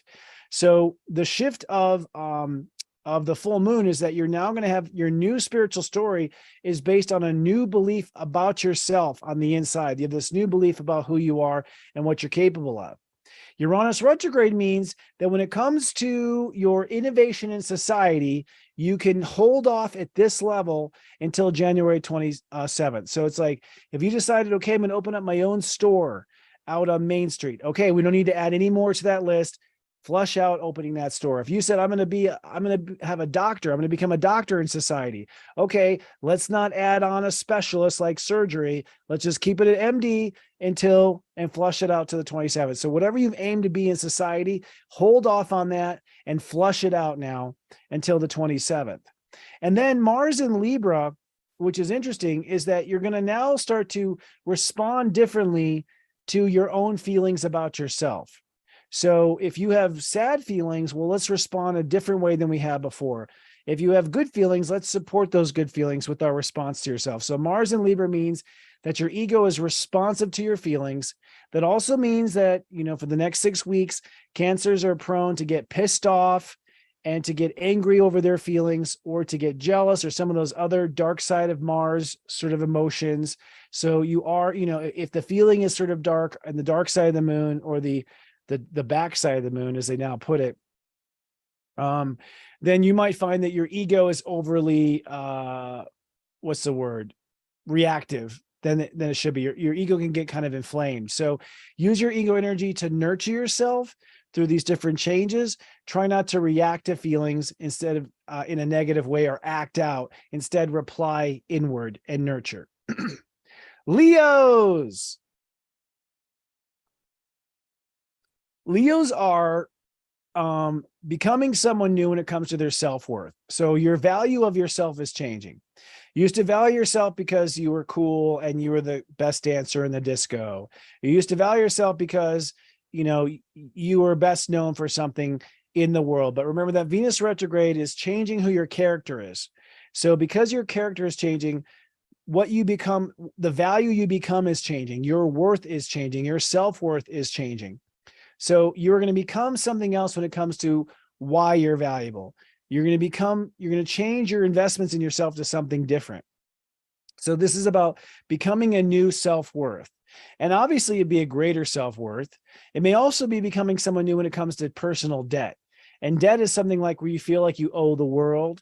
I owe the world an apology. I owe the world proving to the world I'm this. I owe the world, showing an example of that. And you might remove some of your debt where you no longer have to prove to the world that you're valuable in certain areas. So you're becoming this new self-worth. You're becoming a new self-esteem. The full moon in Pisces says for that to happen, your spiritual story of trusting yourself is going to change. So that means that in the old spiritual story, you didn't trust yourself out all night, or you didn't trust yourself with a full bottle of whiskey, or you didn't trust yourself, to not mess up your job at work. And the change now in the full moon is that part of me that didn't trust myself, that's now gone. I now trust myself in certain areas. That's the new spiritual story. The new spiritual story is based on a new trust in yourself. And that new trust in yourself means that you become a new value to yourself. Your self-esteem rises to a new height because you now have this new trust in yourself. And some of it is spiritual trust, by the way. It's Pisces. It doesn't mean it has to be proven. It's that it's sensed and known. The Uranus retrograde is that when it comes to your career and your legacy, you can stop adding things onto that list. So whatever you have as far as your list of career legacy, you can hold there, and you're going to fill out all the details. You're going to, do all the research, do all the investigation, do all the paperwork too, necessary, but don't add anything on to your title or to your intentions, or make any other public announcements until January 27th. That's when you're ready to take your career to the next level. And Mars in Libra means that your response to your thoughts has got to change now. So, this makes sense. You're changing your character with Venus retrograde. You're changing your self-worth with the sun in Virgo. So obviously you can't think the same way about yourself. You can't think of yourself in the same terms. So you're going to find that your ego is a little combative with certain thoughts about yourself. You might get angry with certain thoughts about yourself.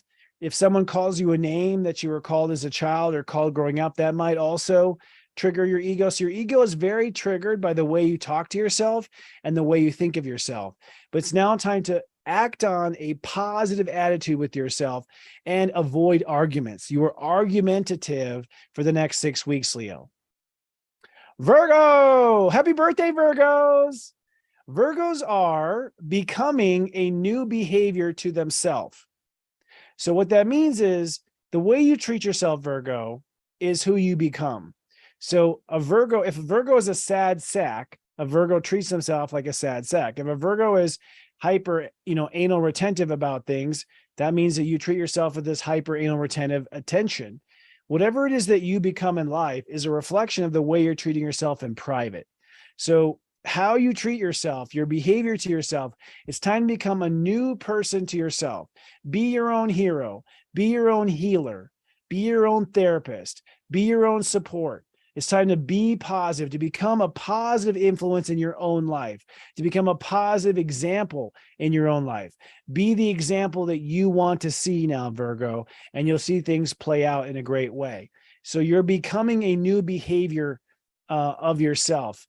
Now, the full moon in Pisces means that the spiritual story that's changing is your marriage, or you could say your marriage vows.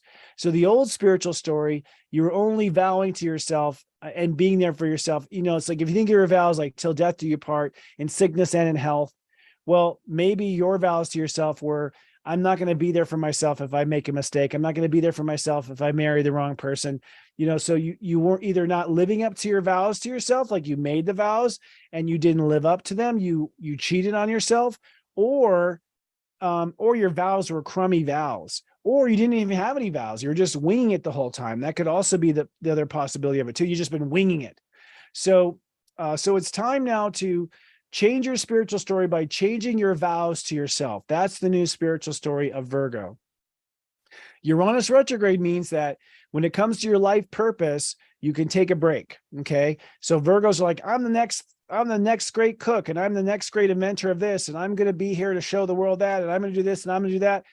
Give it a break. We have enough on that list there. You don't have to keep upping the ante to what you're going to be. Let's fill in the blanks now of all the things you've already claimed that you're going to be, other things you've claimed you want to achieve in life. So don't add any more life achievements until January 27th. Okay. With Mars in Libra, it means you have to respond to self-worth issues differently now. So when I found out I owed somebody a favor, I used to get sad, or I used to get angry. Or when I found out I didn't have the courage to do something, or the self-worth to do something, I would pick on myself. I'd be mean to myself. So this goes in concert, the way you respond to yourself, it goes in concert with that you're going to become a new response to yourself, that you're going to have new marriage vows to yourself. So of course, the way you respond to your self-worth has to be different too, or the way you respond to self-worth issues also must be different. But you are prone to anger or outbursts when it comes to the ideas of money, debt, or self-esteem for the next 6 weeks. And I didn't drink on you this time. I drink on Libra. Libra.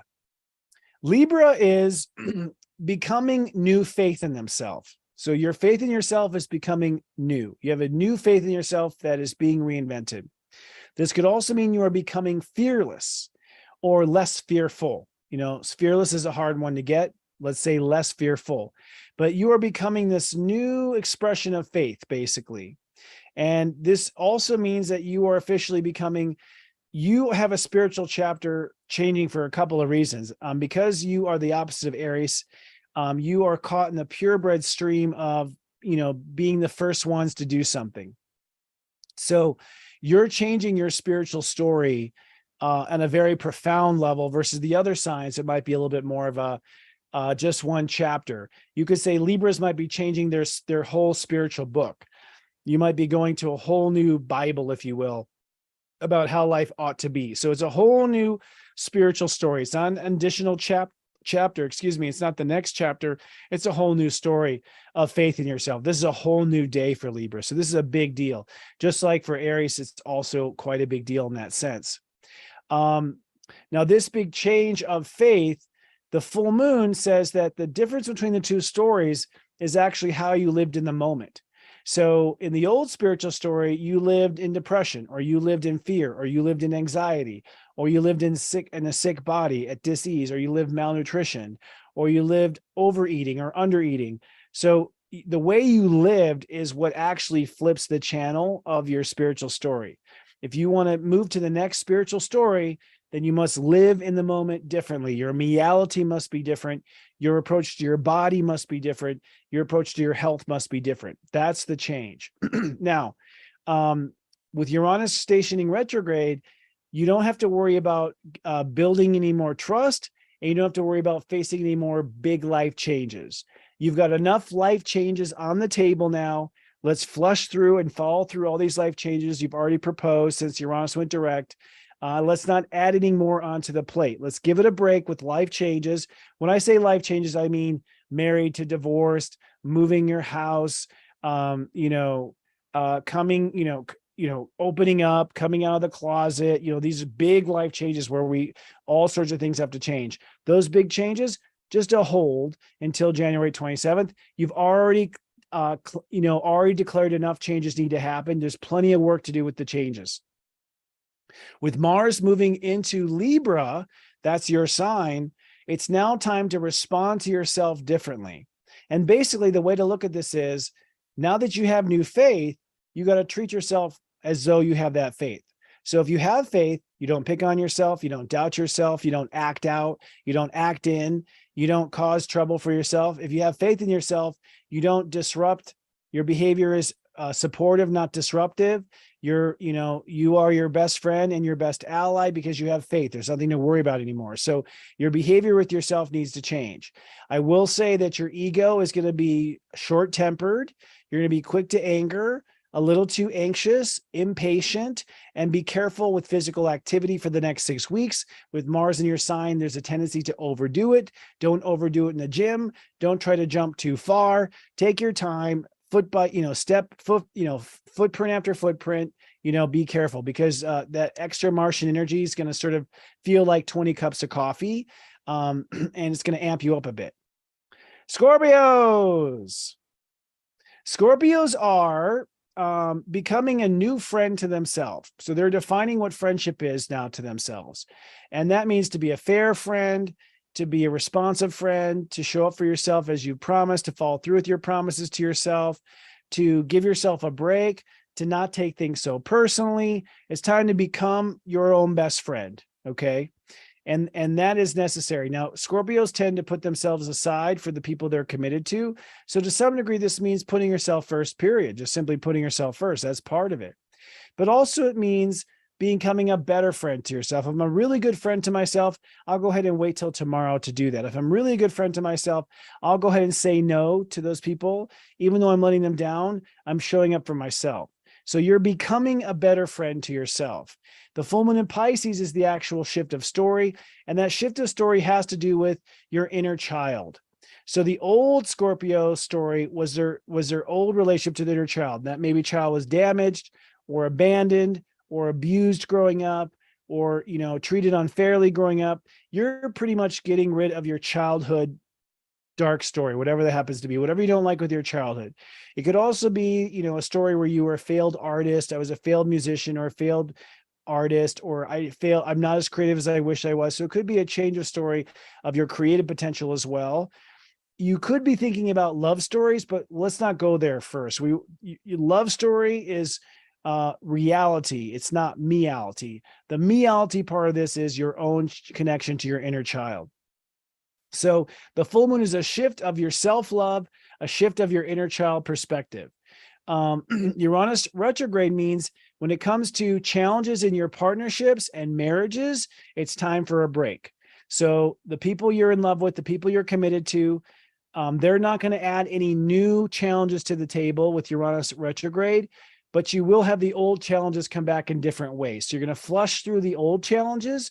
You're going to work on the old challenges. You're going to fix the old challenges and address the old challenges, but you're not going to have brand new ideas come up. So like, oh, now my partner's drinking every day. There won't be any, I don't think, new problems in the partnership, but the old problems do need to be addressed until January 27th. With Mars in Libra, it's now time to have a different response to your faith in yourself, or a different response to fear. So you used to run away from fear, might have been fight or flight. Maybe you got angry when you're afraid. Maybe you hit the gym and ended up injuring yourself by working out too much when you had fear. Whatever that response to yourself around faith issues needs to now be in alignment with the new inner child relationship, needs to be in alignment with being a friend to yourself. You want your response to questions of faith to be in alignment with this new friend you are becoming to yourself. Sagittariuses are becoming a new self-discipline. So Sagittarius and their self-discipline, Virgo rules your self-discipline. So you're very meticulous. You know darn well what you need to do. But Sagittarius are ruled by Jupiter, so they tend to sign up for too much. And then they have incapability of following through because they have the discipline, but they've said yes to too many things. So it's now time to become a different type of self-disciplined person, whether that means that you have lists, or that you put less on your plate, or you take it step by step, but you're becoming a different type of self-discipline. Maybe you've been, you cracked the whip and been hard on yourself to be disciplined, and now you're going to take the gentle approach, but you're becoming a different self-disciplinarian inside of yourself. Now, the full moon means that your spiritual story that changes are your feelings about yourself. So I used to feel I was a loser. I used to feel I was alone. I used to feel like I was a loner. I used to feel that I was incapable. I can come up with a million adjectives of the way I used to feel. But the difference is the new spiritual story is you feel different about yourself than you did in the past. And that past could be childhood. That past could be before your Saturn return. That past could be before your second Saturn return. That past could be before your third Saturn return. Okay. So it doesn't matter how old you are, but your feelings about yourself is really the switch that flips the two karmic stories. And the new karmic story is that you feel differently about yourself. And of course, by feeling differently about yourself, you discipline yourself differently because your discipline is coming from a different emotional foundation inside yourself. Now, Uranus retrograde means that when it comes to your lifestyle and your performance, God is not going to keep adding new things onto your workload. So your workload, your daily lifestyle complexity, your daily lifestyle demand for efficiency, to get blood from a turnip, basically, that is on hold. You can now flush through with all the responsibilities you've already agreed to, all the lifestyle changes you've already committed to. You can follow through with all those lifestyle and work and daily detail changes and keep just flushing them out until January 27th. That's when you'll now begin to integrate and innovate these lifestyle changes to a new level. And Mars in Libra means that it's now time to respond to your friendship inside yourself differently. So this may mean that, I think Sagittarius are really good friends to themselves. They have Libra in their 11th house. So they're very friendly. They're very personable and they get along with themselves very well. But I think that sometimes they're a bad friend to themselves because they're trying to be such a good friend to the world. So I think sometimes Sagittarius throw themselves under the bus because they're trying to be there for everyone else on the bus. And so Mars in Libra says, okay, if your feelings about yourself have changed and you don't have to add more onto your lifestyle and you're becoming a different self-discipline, well, then let's go ahead and treat our inner friendship differently. Let's go ahead and respond to our inner friendship in a different perspective as well. So Sagittarius are becoming a better friend to themselves. And by the way, you're going to be impatient, a little testy, a little abrasive for how, as far as, Sagittarius aren't very abrasive at all, but in the context of Sag, probably a bit more abrasive, short-tempered, lacking patience with friends and society and the world in general. A lot of Sagittarius honking at the green light, I think, basically in their car.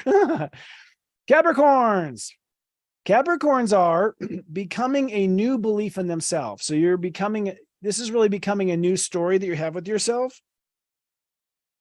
So this is basically you saying, I used to believe that I was this, but now I'm becoming a believer of that. So I'm now becoming a believer that I'm a musician. I'm becoming a believer that I'm capable. I'm becoming a believer that it's possible. So you're becoming this believer basically about yourself, whereas before you weren't really a believer. And it could be believing in something new, or it could be believing in something that you've always tried to believe in that you haven't been able to pull off. The full moon in Pisces means that the story change for you has to do with the way you think of yourself. In the old karmic story, you thought of yourself this way. In the new karmic story, you think of yourself that way. So the full moon is putting down the old thinking, the old attitude, the old snarky, self-talk, and adopting a more compassionate, more forgiving, more accepting part of yourself. And that's the forgiving part of yourself. Actually, I forgot to talk about this. This whole chapter is this full moon is a forgiving full moon. We're letting ourselves off the hook for that old version of ourselves. And so you're forgiving yourself for the way you've treated yourself in your mind. The Uranus retrograde says your golden egg, your personal dreams, the things your heart is aiming for, the things your heart's dreaming about. You've got enough on your plate right now. You don't have to add more to that wish list. Let's fill in that list. Let's go shopping. Let's follow through with what we've already committed to in our heart already. And Mars in Libra says that it's now time to respond to your self-discipline differently. So if you used to be a taskmaster by beating yourself up, or by pressuring yourself, or by racing to the end, however it is that you discipline yourself, this now has to be in concert with the new talking to yourself nicely It has to be in concert with the fact that you believe in yourself. So therefore, you are going to respond to your self-discipline in different ways. So your response to your self-discipline needs to be more balanced, more gentle, and taking on this new way you think about yourself on the inside, incorporating that new self-talk on the inside. Aquarius. Aquariuses are becoming a new trust in themselves, which is a big deal. You're becoming a new way of trusting yourself. You're becoming a new strength in trusting that you can pull something else off. It means you're also becoming trusting to yourself. Now you're becoming secure with yourself. That's another way of putting it. So you're becoming more secure. You're becoming more trusting. You can count on yourself more than you ever have before. The full moon in Pisces says that the change of your karmic story is the change of your self-worth. So in the old karmic story, you felt you were worth this. In the new karmic story, you feel you're worth that. So it's time to forgive that you didn't have faith in yourself. It's forgive the fact that you didn't value yourself. Forgive the fact that you let yourself off the hook, that you didn't let yourself off the hook before, and now let yourself off the hook. So you're being forgiving of the old self-esteem issues and forgiving of your old debts to mankind. You felt indebted to the world for this or indebted to the world for that. The Uranus retrograde, your ruling planet, means when it comes to home, family, foundation, emotional security, God's not going to pile on anymore when it comes to that. So you're not going to have more trouble with your homeowners association. You're not going to have more noise from your neighbor. It's going to be the same stuff you've already known you have to face in those areas, but God won't put anything new on your plate when it comes to those categories. So when it comes to home, family, foundation, you have added enough goals on your plate. You can now settle in with what you've done so far until January 27th, which is right before your birthday or on your birthday. Mars in Libra says that you must respond to believing in yourself differently now. You must act as though you do have belief in yourself. You must act in your beliefs of yourself as if you do trust yourself. You must act in your beliefs in yourself as if your self-worth is a new high self-worth. So, all of our actions in life are based on whether we believe in ourselves or not. And the way we behave is based on whether or not we have belief or don't have belief. So it's now time to coordinate your behavior along the lines of believing in yourself fully. And with Mars in this space for the next 6 weeks, you're going to be very aggressively learning, absorbing information. It's a good time for travel in this next 6 weeks. It's a good time for study. You're going to find that you're very impatient and you want to know the knowledge now, and that you're a little aggro when it comes to wisdom right now, and maybe a little defensive if someone says you don't know what you're talking about. You're going to be like, oh, hell yes, I do. And then finally, the Pisces. Pisces are becoming a new marriage to themselves. So it's time to become a new partner to yourself, basically. This is different than friendship. This is partnering. This is your personal vow. So it's time to commit to new vows to yourself in sickness and in health, in alcoholism and in sobriety, like all those different potentials that you will be there for yourself. It's time to become a new partner to yourself and partner with yourself for your success. I think for Pisces, this is a very big distinction between their two worlds. The full moon in Pisces means that the change between your two spiritual chapters or spiritual levels is in the old level, you treated yourself a certain way. In the new level, you treat yourself a new way. And with this new self-treatment, the full moon in Pisces, comes new vows to yourself that you will be there for yourself under new terms and new conditions. So you could say you are becoming or creating new terms and conditions of your partnership to yourself because you are changing the way you treat yourself or the way you respond to yourself. Perhaps you didn't respond to yourself nicely, but now you will respond to yourself nicely. Uranus retrograde says that your big ideas that you have for the future and your big plans for the future, you got enough on your plate, buddy. You don't need to add any more plans. You need to complicate your plans. You don't need to, add anything new or, explore anything new. What you already think as far as your plans are concerned, that could also be plans for intellectual property. Those plans are good enough for now. Flush those out until January 27th. Okay, so flush those out. And then Mars in Libra means that it's time to respond to your trust issues with yourself differently. So maybe it's time to give yourself the benefit of doubt. Maybe it's time to assume success before fearing failure. Maybe it's time to not knee-jerk react if you think you're starting to steer off the road or outside your lane. So the way you respond to trust issues, the way you respond to insecurity, this now needs to be updated in accordance with the new marriage vows. Your response to your trust issues needs to be updated in accordance with your new behavior with yourself. And you also need to respond to yourself so that you can fulfill these big picture plans that Uranus has created in your mind. So when it comes to trust issues, respond differently in these areas. Now, with Mars in Libra for the next 6 weeks, you are going to be a bit more randy than usual. So you're going to probably be craving intimacy. You're also going to be a lot more defensive of your space and boundaries, and probably more touchy if someone crosses a line. If someone crosses a line with you, you're going to find your ego flares up really quickly. So you want to temper your ego and just count to 10, I'd say, before you respond. All right. That is the 12 signs and our tea time function. Now we're going to take a little intermission, my friend. And then following that, I'll have a summary of how to catch me on social media and parts of our show. But we're going to replay the zodiac weather as our intermission. And when I come back, I will have Angel Intuitive Devin Dewar. Stay tuned.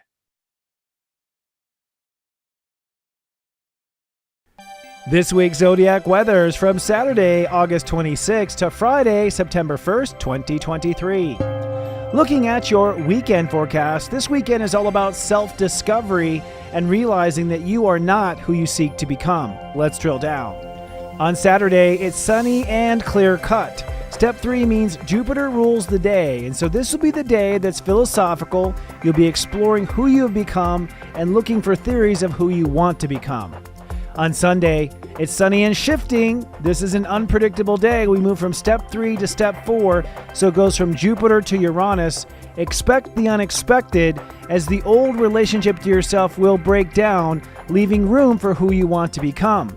And with the sun opposing Saturn, you're ready to take responsibility for the old karma with yourself. Moving on to your 5-day weekday moodcast. This week is really about the breakthrough of who you want to become and committing to that new person. Let's drill down. On Monday, it's cloudy and meh. Step 4 means Uranus rules the day today. Expect the unexpected. You're basically innovating who you become on the inside. And with the moon moving into Aquarius, you're feeling the electricity of change. And ironically, it's on this day that Uranus stations retrograde in Taurus. On Tuesday, it's going to be cloudy and rather spaced out. You'll be in your head. It's a Mercury-ruled day. You'll be all over the map and basically reframing the way you think of yourself and reframing your potential to become someone else. On Wednesday, it's sunny and cool. Step 6 means Venus rules the day. It's a day of creativity, resting and receiving. You are accepting the fact that you're becoming someone new. And the day tops off with a full moon in Pisces at 9:35 p.m. Eastern Time, USA. Then on Thursday, it's foggy but faithful. Step 7 means Neptune rules the day. This is the aftermath of the full moon. You'll be in and out as far as focus is concerned, but you will find new faith in who you become. And then on Friday, it's sunny and clear. Step 8 means Saturn rules the day. This will be a serious day of taking responsibility for your life. You're committing to a new me-ality, and when the moon moves into Aries later on that day, you'll be full.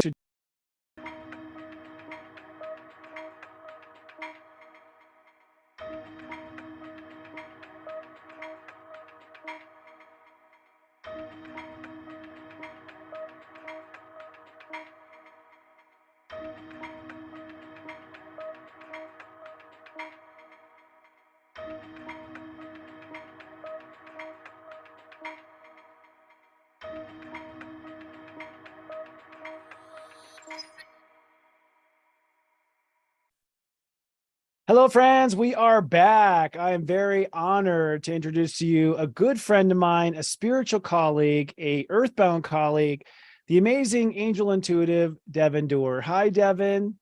Hi, Christopher. Hi, everybody out there. I am so excited to be here. Very nice to connect with you this way. We're excited to have you. I've been waiting for this moment for a long time. And when I say this moment, I mean the Earth in Pisces, the excuse to talk about angels, and really your craft and what you do. Interestingly enough, I'll just sort of start out here. When I started down this path of astrology, I wasn't sure if I believed in the angels or not. Like, I heard about it through my Catholic childhood, and I heard about it, obviously growing up. All the pictures on the internet always seem kind of hokey. All the angels are like all ripped, muscular, and like, I mean, like, like they switch between male and female, which now makes more sense in our modern society. Tell me first to start off, I work with you at Serious Joy. We'll talk about where you work with us, but how did you get involved with the angels? When did you become a believer, and why? I will say that, I was raised with a Christian background. I was raised Episcopalian, so we were taught there were angels, but it was much more of an arm's length approach, not something where you were able to directly connect and ask for their help. It was kind of like you said your prayer to God, and then you waited to see if God sent the angels to help. But I had a grandmother that was a fantastic mentor to me. And when I was 19 years old, I had an experience where I actually saw angels. And I didn't know what to do with it other than share it with my parents first, because I had forgotten about this. But my grandmother had had an experience as well years before, and she had always talked about it to me. And she gave me my very first like guardian angel pin, and she would always talk about, well, it's the angels. And she just would coach me through the way that God is everywhere and we can connect with God. We can connect with God's angels. She also taught me about connecting with God through animals. And she would always say, what is dog spelled backwards? So she was an enormous spiritual coach to me. And I felt very safe sharing my experience with her when I was younger.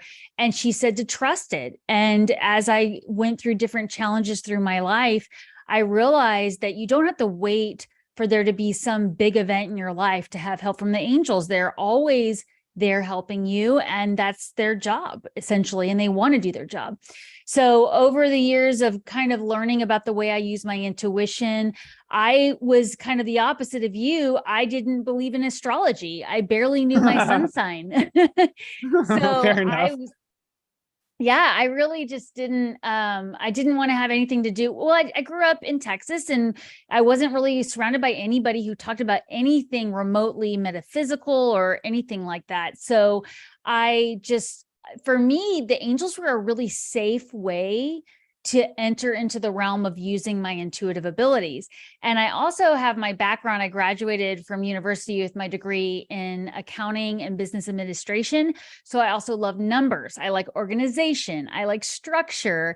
And to me, not only were angels safe, but it was a way to kind of organize that. It's like, okay, I call on this angel when I need protection, and I call on this angel when I need creativity. But eventually that, my love for numbers led me into numerology, which then led me into finding you, because then I found out that you work with the angels. And I actually did ask the angels to help me find an astrologer that worked with the angels. I didn't even know that at the time that I found you. Like, I was in the closet at the beginning. You were. And it's fascinating because I still wasn't that open to astrology. It was your step system.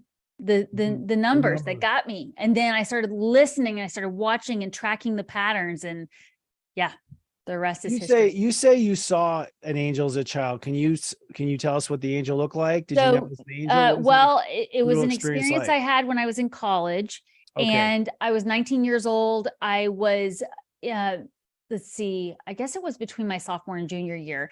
And I was going through what I would consider now a low level of depression. Now, we didn't talk about that back then. That wasn't something that you really heard about. It was kind of a hush hush. If anybody was depressed, you didn't talk about your feelings. You didn't talk about somebody else.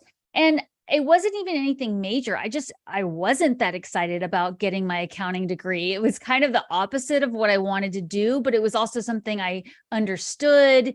I didn't mind it. I just wasn't excited about it. I had gone through kind of a breakup situation and was feeling like, now what am I going to do with my life?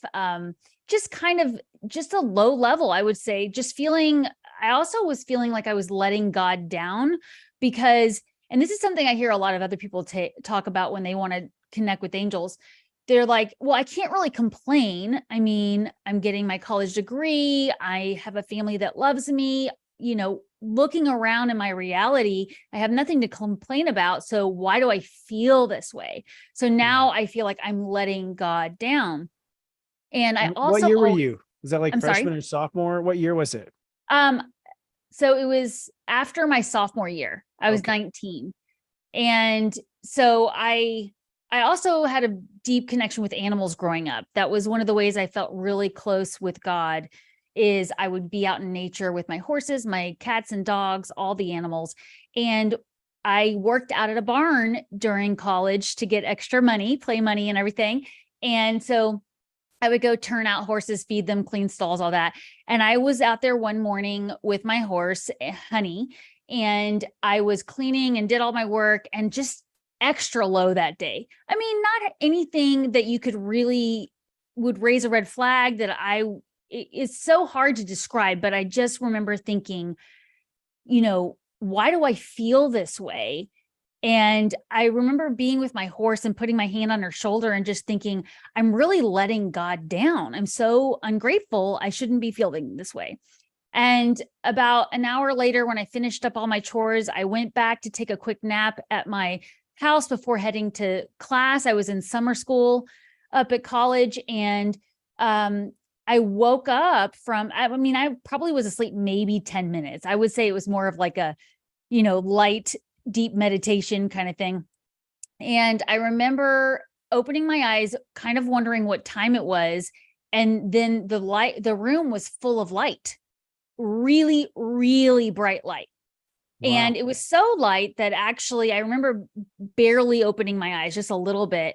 And I could make out 6 pillars of light around the edge of my bed that went from the floor to the ceiling. And I would have described it as like shoulders that went into a head, but not what you saw, what you described. I didn't see like muscular beings with wings and halos. It was just very, very bright. And the 6 figures you could make out, in like a horseshoe shoe shape. And then there was music. Really? And it was like they were singing, and it was like a chorus, and there was a crescendo. And at the time, I hadn't done any of my studying of the chakras or energy healing. So I wouldn't really know how to describe it back then, but I would say now it was almost like they were hitting the tone of each chakra. And wow. so they sang it, there was a crescendo, it got louder and louder and louder, and then it was gone. Wow. And it was just, the room was just normal daylight. It was probably like 1:30 in the afternoon because I had like a 2:30 class or something. And I just sat up like, what was that? Right. And it was, even now I'm like, I still can go back to that moment of just going, what was that? But it wasn't scary. It wasn't even it was startling in the way that you're like, what the heck was that? But it was not shocking. And I didn't feel fear. I felt very, very safe. And so I didn't know what to think about it, but I knew I had to get to class. And funny enough, it was a speech class. And here we are speaking to each other online. But I remember going and not hearing anything that happened in the class other than just thinking, what happened? And finally, I remember saying to myself, I don't know what that was, but I know it was real. And then I became aware of the message. And I can never really tell this without getting choked up, but the message was, everything's okay. You are not letting God down. Just keep going. And it was just like, what do you do with that other than, well, okay, I'll just keep going. But it felt so good. And I remember thinking, like, this is a world that I don't even know how to describe to someone else. Because again, I didn't grow up around anybody with talking about, astrology or anything metaphysical, mediums, or anything with energy healing at all. When my grandmother talked to me about it, she stayed very much to the text in the Bible and just traditional discussion, but she did constantly remind me, you do have this support.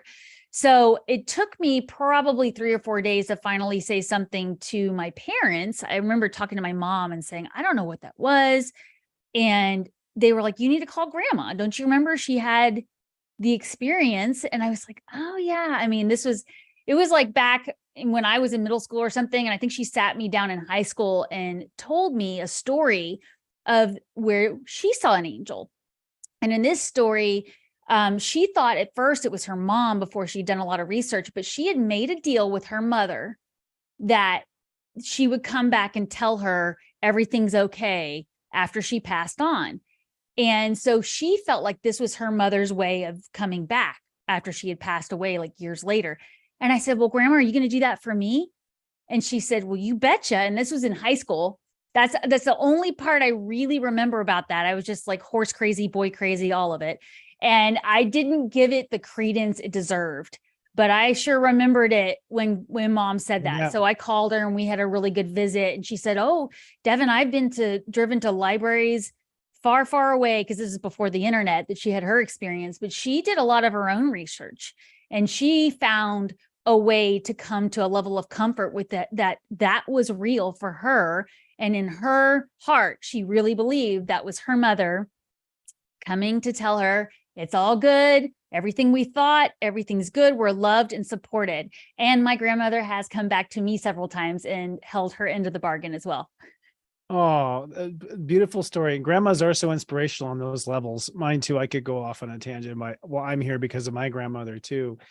So at what point that's a phenomenal story. And I have had a miracle story too. And the one thing I'll say to anyone out there who has doubts about the angels or skepticism or want to know more is a heartfelt prayer to them. I'll just say that I'll never forget the day that I prayed from my heart, because I was hitting the lowest low of my life at that time. And I got a miracle unfolded. And it's like one of those things that your friends may not even believe you, no, but you will know in your own consciousness that this shift is real. Like, and maybe praying for that miracle is the first step. So how did you move? At what point did you just start communicating with them? I mean, actually having conversation and use them as a reader.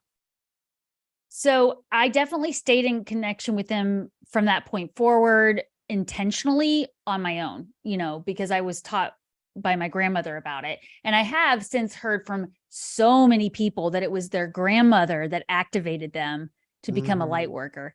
But yeah. I went ahead and graduated from college with my accounting degree, did a couple different things, and ultimately went into small business consulting. And so for about 16 years, I was still in a very left brain field with all the work I did was around numbers, investing, all that kind of stuff, until it was around 2015 that I had the dream where my grandmother came and told me, get to work. And that was when I realized, well, first of all, I had no idea what she was talking about. Yeah. Like, what do you mean, Mom? I'm a full-time accountant. Yeah, exactly. What do you mean get to work? I feel like I'm never laying down and I was like, what else can I be doing? But it took me reviewing my past, which is a key thing that I'm always teaching people when they're wanting to develop their own intuitive abilities and develop their own connection with the angels. Hindsight is 2020. And if we don't write down our experiences, our mind will sometimes try to tell us it didn't happen, or it will try to change what happened. So I remember just spending a lot of time recalling the conversations I had had with my grandmother as a child, and eventually realized that it had something to do with animals and angels, because that's what we always talked about. And I started reading books, trying on my own to connect more intentionally instead of just doing it when I needed it. That's the other thing. I thought of the angels as, okay, I need help. Now I ask. And then I started realizing you could ask for help for all kinds of things. You could ask for help for creative ideas. You can ask for help with just making things go smoother. I mean, all these things that I just started tracking it. And I really got good at journaling and writing down when I would ask for something and the response I would get. And I started tracking the different ways. Anyways, I did that for a good year or so in the spiritual closet, as you mentioned earlier, and I didn't tell anybody. And then I decided I was feeling lonely and I wanted to find my tribe. So I asked the angels again, can you help me find people I can connect with that will talk to me about this, that have had experiences? And sure enough, here comes the friends in my life that I had already known, but had no idea they had their own spiritual practice or belief. And we started talking, and next thing I know, I was doing angel readings for them, and they were getting validation. And eventually I was sitting in front of another reader one day, and she told me, "What are you doing? You're supposed to be doing this yourself." And I mean, it was hard to hear, because I was like, how am I going to do that? Like, nobody sees me this way. I do accounting work, I'm the like PTA mom. Like, how can I go from this to talking to animals and angels and doing it in this way? But, eventually the angels showed me the way. And I'm so grateful to do this work every single day. I love the work I do with Serious Joy. I wake up every day excited to do the work I do, and I get choked up talking about it. And since you've segued to Serious Joy, I'll just say right now that you came on as a guest, you were a subscriber, you became one of our favorite guests to have on Soul Support Groups. I got to know you, realized you're an angel reader. And now she has a daily show called Angel Intuitive that's 7 days a week, where she is basically looking at the astrology and then asking the angels, hey, what do you have for them today? And she channels an angel message 7 days a week. And once a month, you have Angel Intervention, a show where we have 3 subscribers come on and get angel readings live on camera with you, so you can kind of see how it is you work. So one great reason to join Serious Joy. We'll also talk about other ways to get in touch with Devin outside of Serious Joy too. But this begs the question for me. The question I have is, how do you recognize the voice of the angels inside of you? How do you know it's not your imagination? I really feel, for me, I needed to experience it a lot. I needed to track it. I needed it to happen over and over again. It wasn't going to be just one time of seeing 1111, or, one time of having the hawk fly by right while I'm having this thought.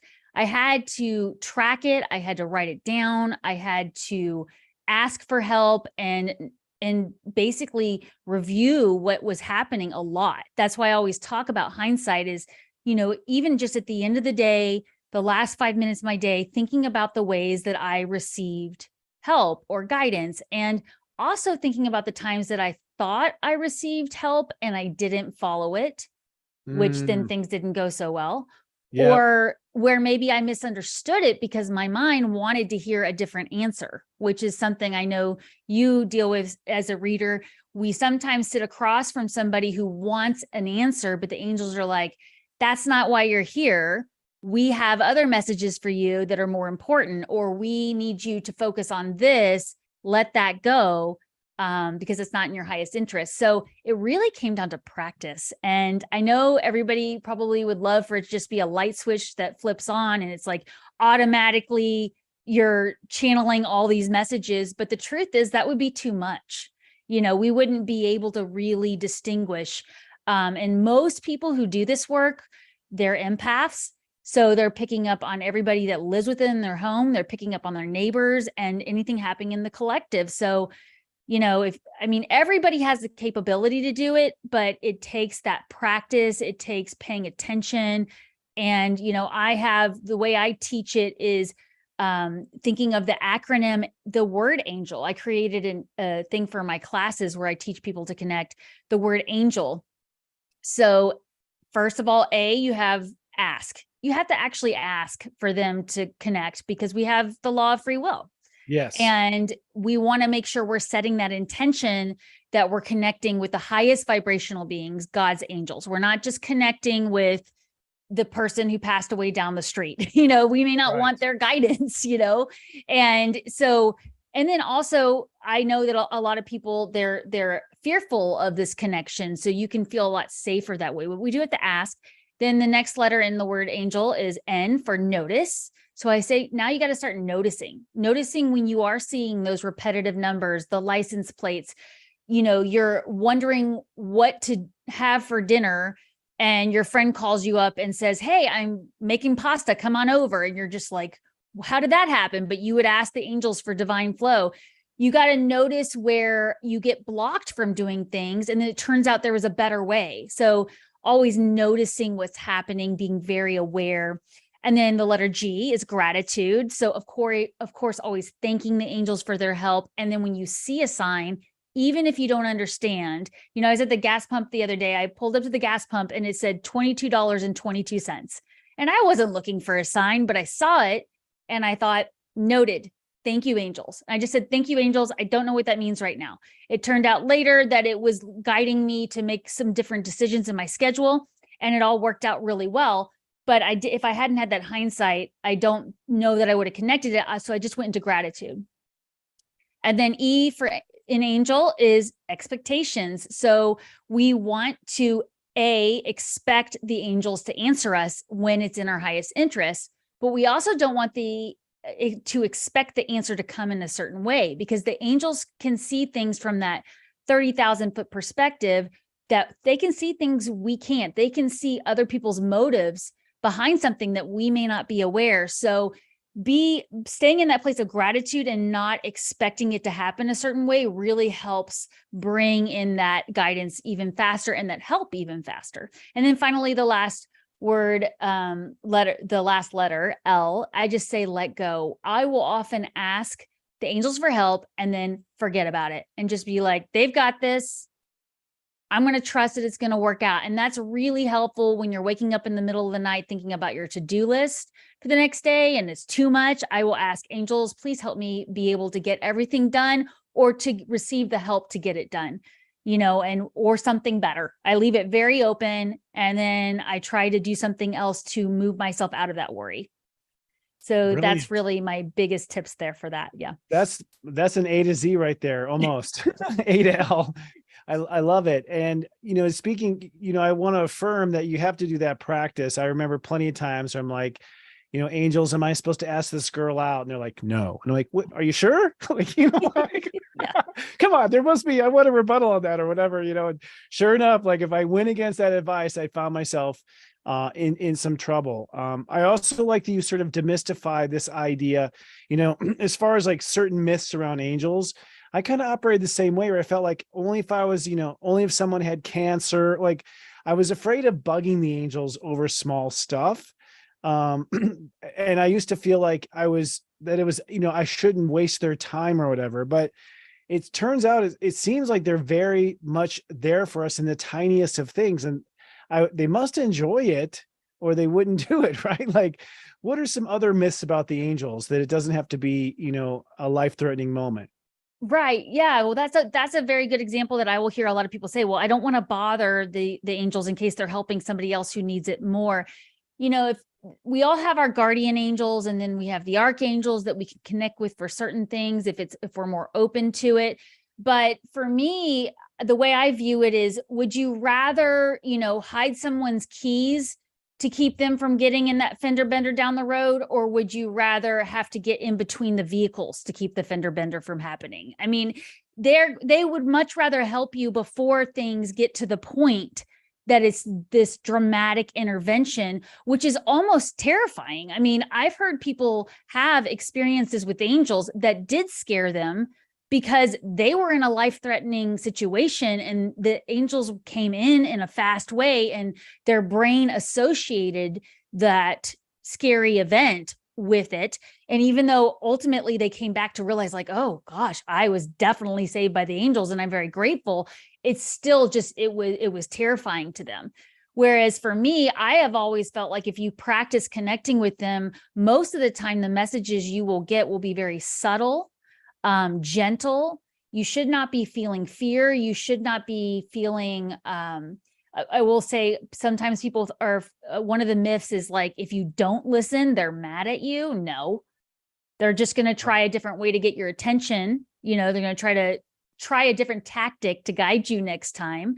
And definitely not, waiting around till things get really desperate to call on them. Go ahead and ask for their angels. Start practicing right now and notice what you get. Beautiful. So do you have a favorite angel? And what does that feel like when it's a favorite? Like, I mean, that sounds, of course we don't want to choose favorites for angels. It's like, yeah, I definitely wouldn't say I have a favorite angel. And I would also say here that you don't have to believe in like the different archangels to connect. I know there's a lot of people out there that would rather just be like, let's just call them my guardian angels, or let's just call them angels, God's angels. That's totally fine. My accountant brain likes the organization of, all right, I quickly need protection. I'm going to call on Archangel Michael or Archangel Metatron. Okay, I quickly need to, get a creative idea or creative solution. I'm going to call on Archangel Gabriel or Archangel Shamuel. So I have studied enough about the different literatures out there, the scripture, and what other people experience, that I feel like I can call on certain angels and feel an instant connection, but not everybody's that way. So to get back to your original question, no, I don't really have a favorite. I would say probably the angels I work with the most are Archangel Michael, Archangel Metatron, and Archangel Jophiel. I do work with Archangel Ratziel a lot, which we talked about a lot in the 40 Days of Self-Love, but that's a newer relationship I've been developing. It was kind of like, if I really felt guided, I would connect. But ever since we started the 40 Days of Self-Love, I actually have been actively connecting with Archangel Ratziel, and that's been a really interesting energy. But I've also read where sometimes, Ratziel will come in when you're ready at a certain level. So sometimes people don't always identify it as Ratziel energy. But again, you don't have to know these names to connect with the angels. You don't even have to ever learn the names. I just find it a faster connection. I find I get a faster validation by studying that and working that way. Well, each angel seems to have an expertise. In my experience, I mean, I had an angel reader tell me, you've been working with the angels. It was like a Dorothy moment. Like, you've been working with the angels the whole time. In fact, all of your readings come from Archangel Ratziel. I'm like, really?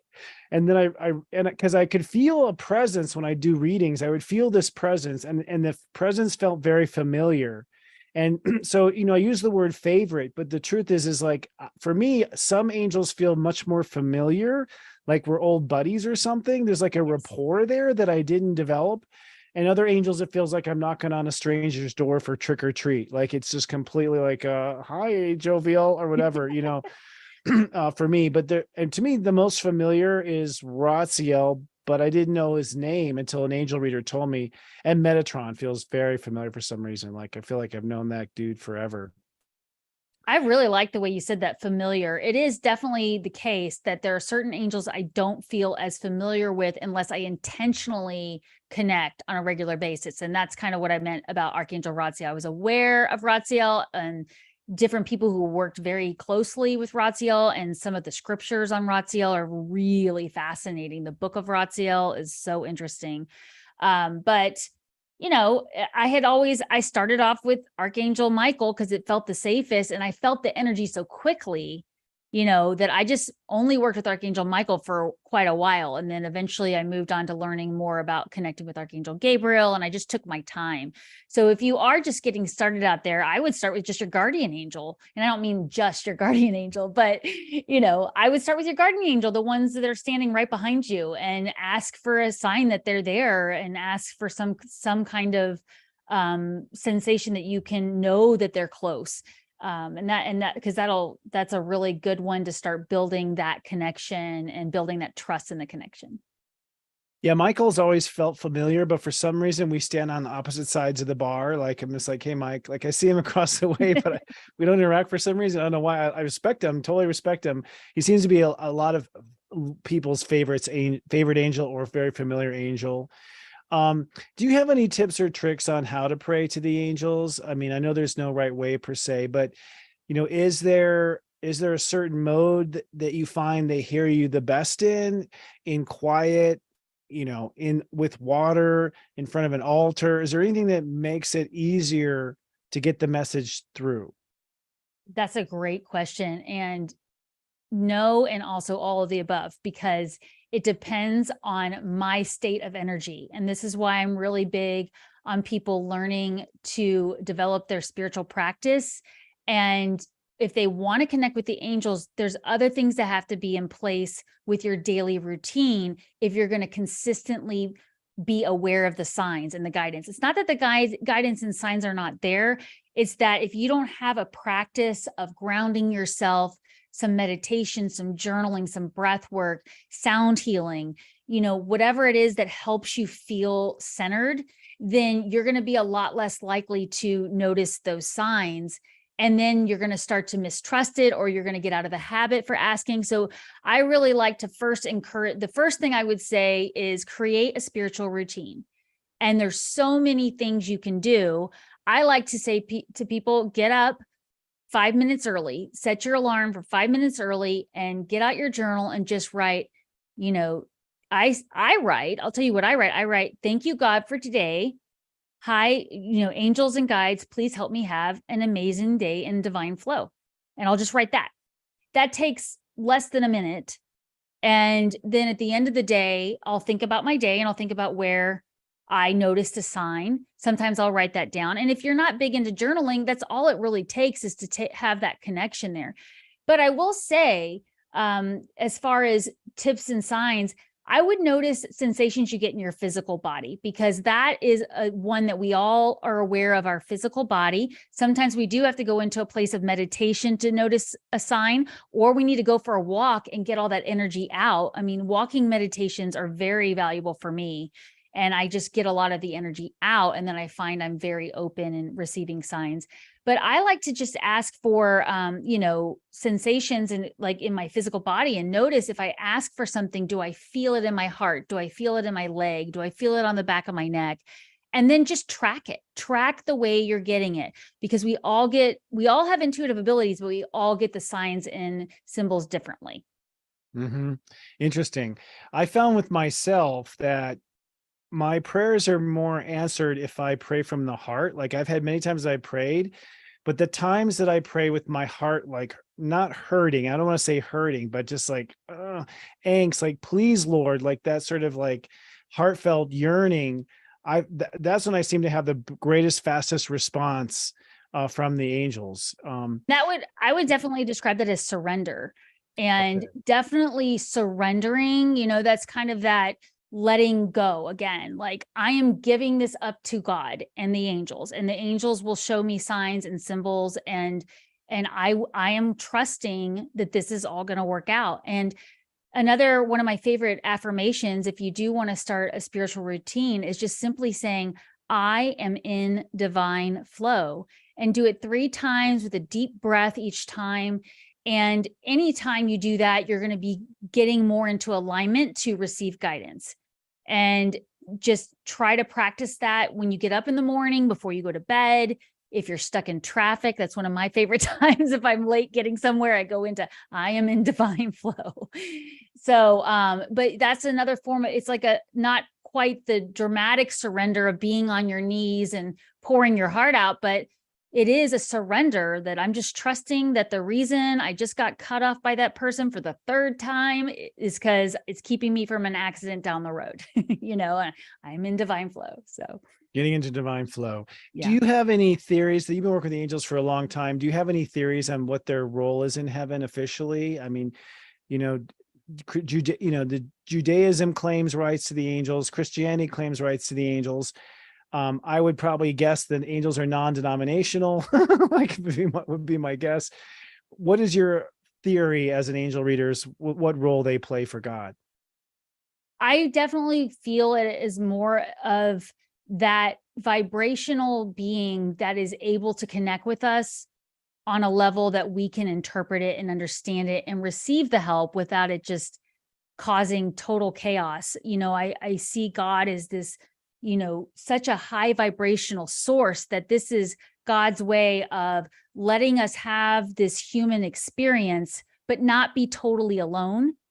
But if God were to intervene, it would be like the experience was over, because we would feel totally connected, which is what we want. That's what our heart wants. But we have this illusion that we're separate from God when we're in this human body.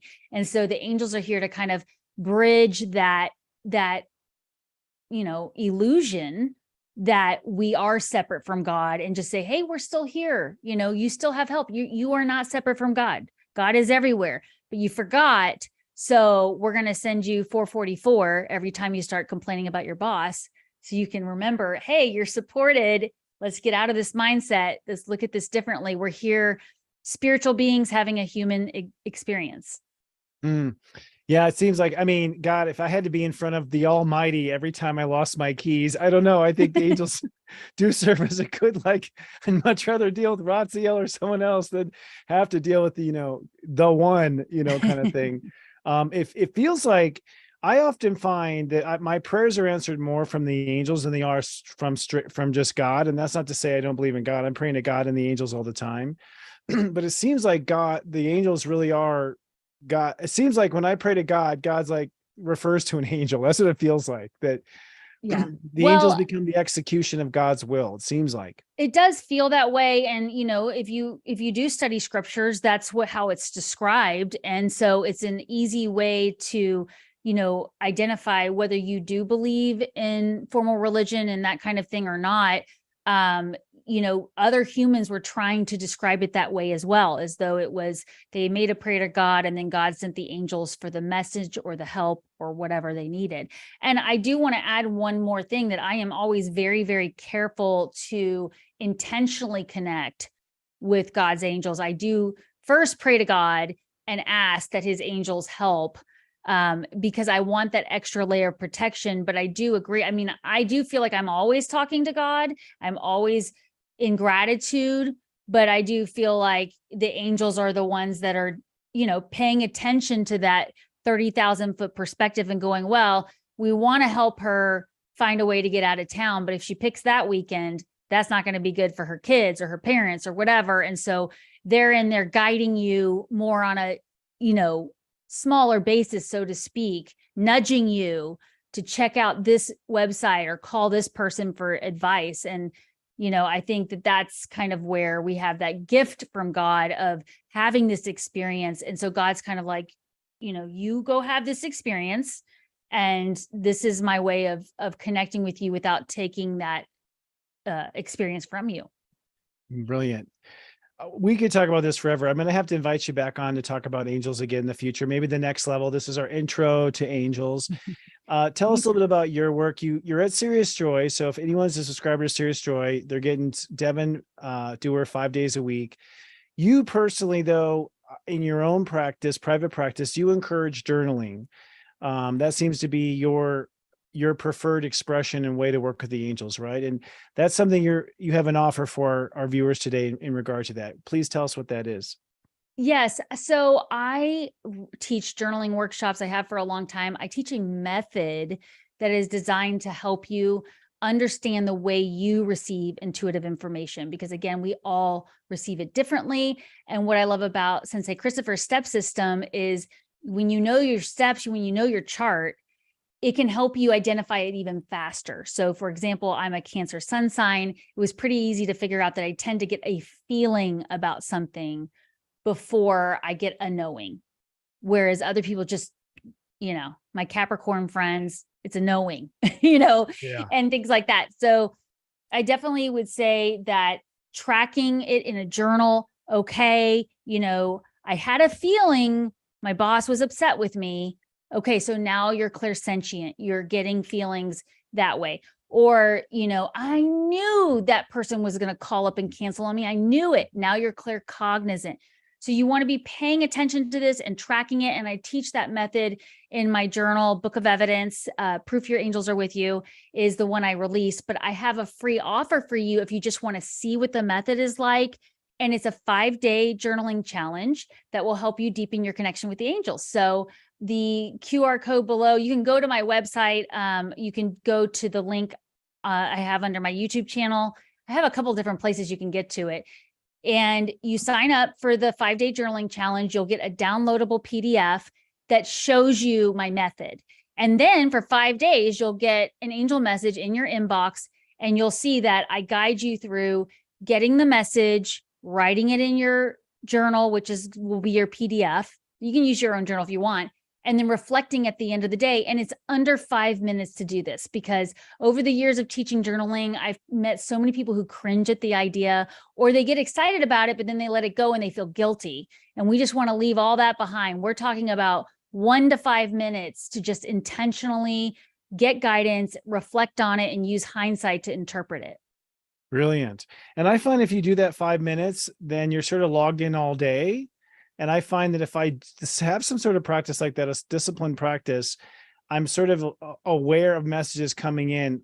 Whereas if I don't do that practice, I sort of don't pay attention. So This is a 5-day challenge. We do have the QR code right now to do that free challenge and sign up with you. Your YouTube channel, what is your YouTube channel, just so we can hear about it? You do some It's videos. my name at Devon Doer. Yep. Okay, at Devon Doer. DEVONDUERR. Yeah. So Beautiful. I have the links there. And I did want to say a quick shout out to my co-host Heather Exposito with Angel Intervention too, because I have so much fun with the entire team at Serious Joy, and we have that first week of September coming up on Soul Support Group, and she is such a phenomenal channel on her own and astrologer on her own that she has a lot of fun. I have so much fun working with her. So if you do subscribe or you're already a subscriber, please check that out, because she and I are always on the same path with the angels when we're talking to our guests. Yeah, I love it. It's like The View with Angels, that show. That's what we feel like. We were talking about the other day. We were like, we're the two best friends that you call when you went through a breakup. We're like, get your PJs, we're coming over. Yeah, so, it's beautiful. They both do a great job. That's the first Wednesday of every month on seriousjoy.com for those who want to subscribe to Serious Joy, or check her out on her YouTube channel, or check out her 5-day challenge. Well, thank you, Devon. You are truly a blessing. You live up to your calling. We love you, and we're so grateful you've been on today's show. I've got nothing but great comments about you the whole time. Thank you so much. Thank you. We'll see you next time. I'll see you at work. See you at work. Bye. Thank you very much. Bye-bye. Bye, all right, folks. Okay. Oh, you know what? There's a little moment here, Devon. Pardon the awkwardness. We just have to... Yeah, hold on. Here we go. And I'll let you go. There you go. Sorry about that. We're getting better at that, folks. We appreciate it. Just a quickie, just a reminder of how to stay in touch with us. Serious Joy, we're here to help you follow your dream and live the dream. SeriousJoy.com. It's just $3.99 for the first 30 days. If you haven't tried it before, we will help you change your life. We are like having a best friend in your pocket. I text message you 7 times a day based on your chart, and we have a whole practitioner team. This week, this upcoming Wednesday at 1 p.m. Eastern, 10 a.m. Pacific, we have our mega monthly Lights of the Round Table. And what this is that we go over the entire month of Serious Joy, of the month of September. We go over the entire month, and we have on this our whole team of light. We call them the Lights of the Round Table. Kristen Ryder, our sound healer. Robbie Hunt, our metaphysical minister and also astrologer. Heather Exposito, our lead writer and the co-host of that show we just talked about, and who you just saw, Devon Doer. So we do a full 2 hours this coming Wednesday, 1 p.m. Eastern, 10 a.m. Pacific, walking through the month of September and what you can expect. A lot of people ask, what can we do to support you, Sensei Christopher? It's very simple. Just referring your friends and family. Sharing is caring, my friends. If you're not part of Serious Joy, if you don't have the money right now, we understand. If you can't buy a reading, we understand. Just tell us to your friends. Share us with your friends and family, and post our stuff on social media. I do have to say, I am very grateful for everyone that has shared us and put us on social media. I'll talk about a social media post that we have here in just a minute. Some people do like to donate, and I want to say thank you for the donations. Some people like to give back from that formation. If you'd like to donate, it's paypal.me/Sensei Christopher for donations. And I do send a thank you one way or another for that. So thank you very much. We have a Facebook club, and this is probably the easiest way to stay in touch with us is our Facebook club. It's at seriousjoy.club.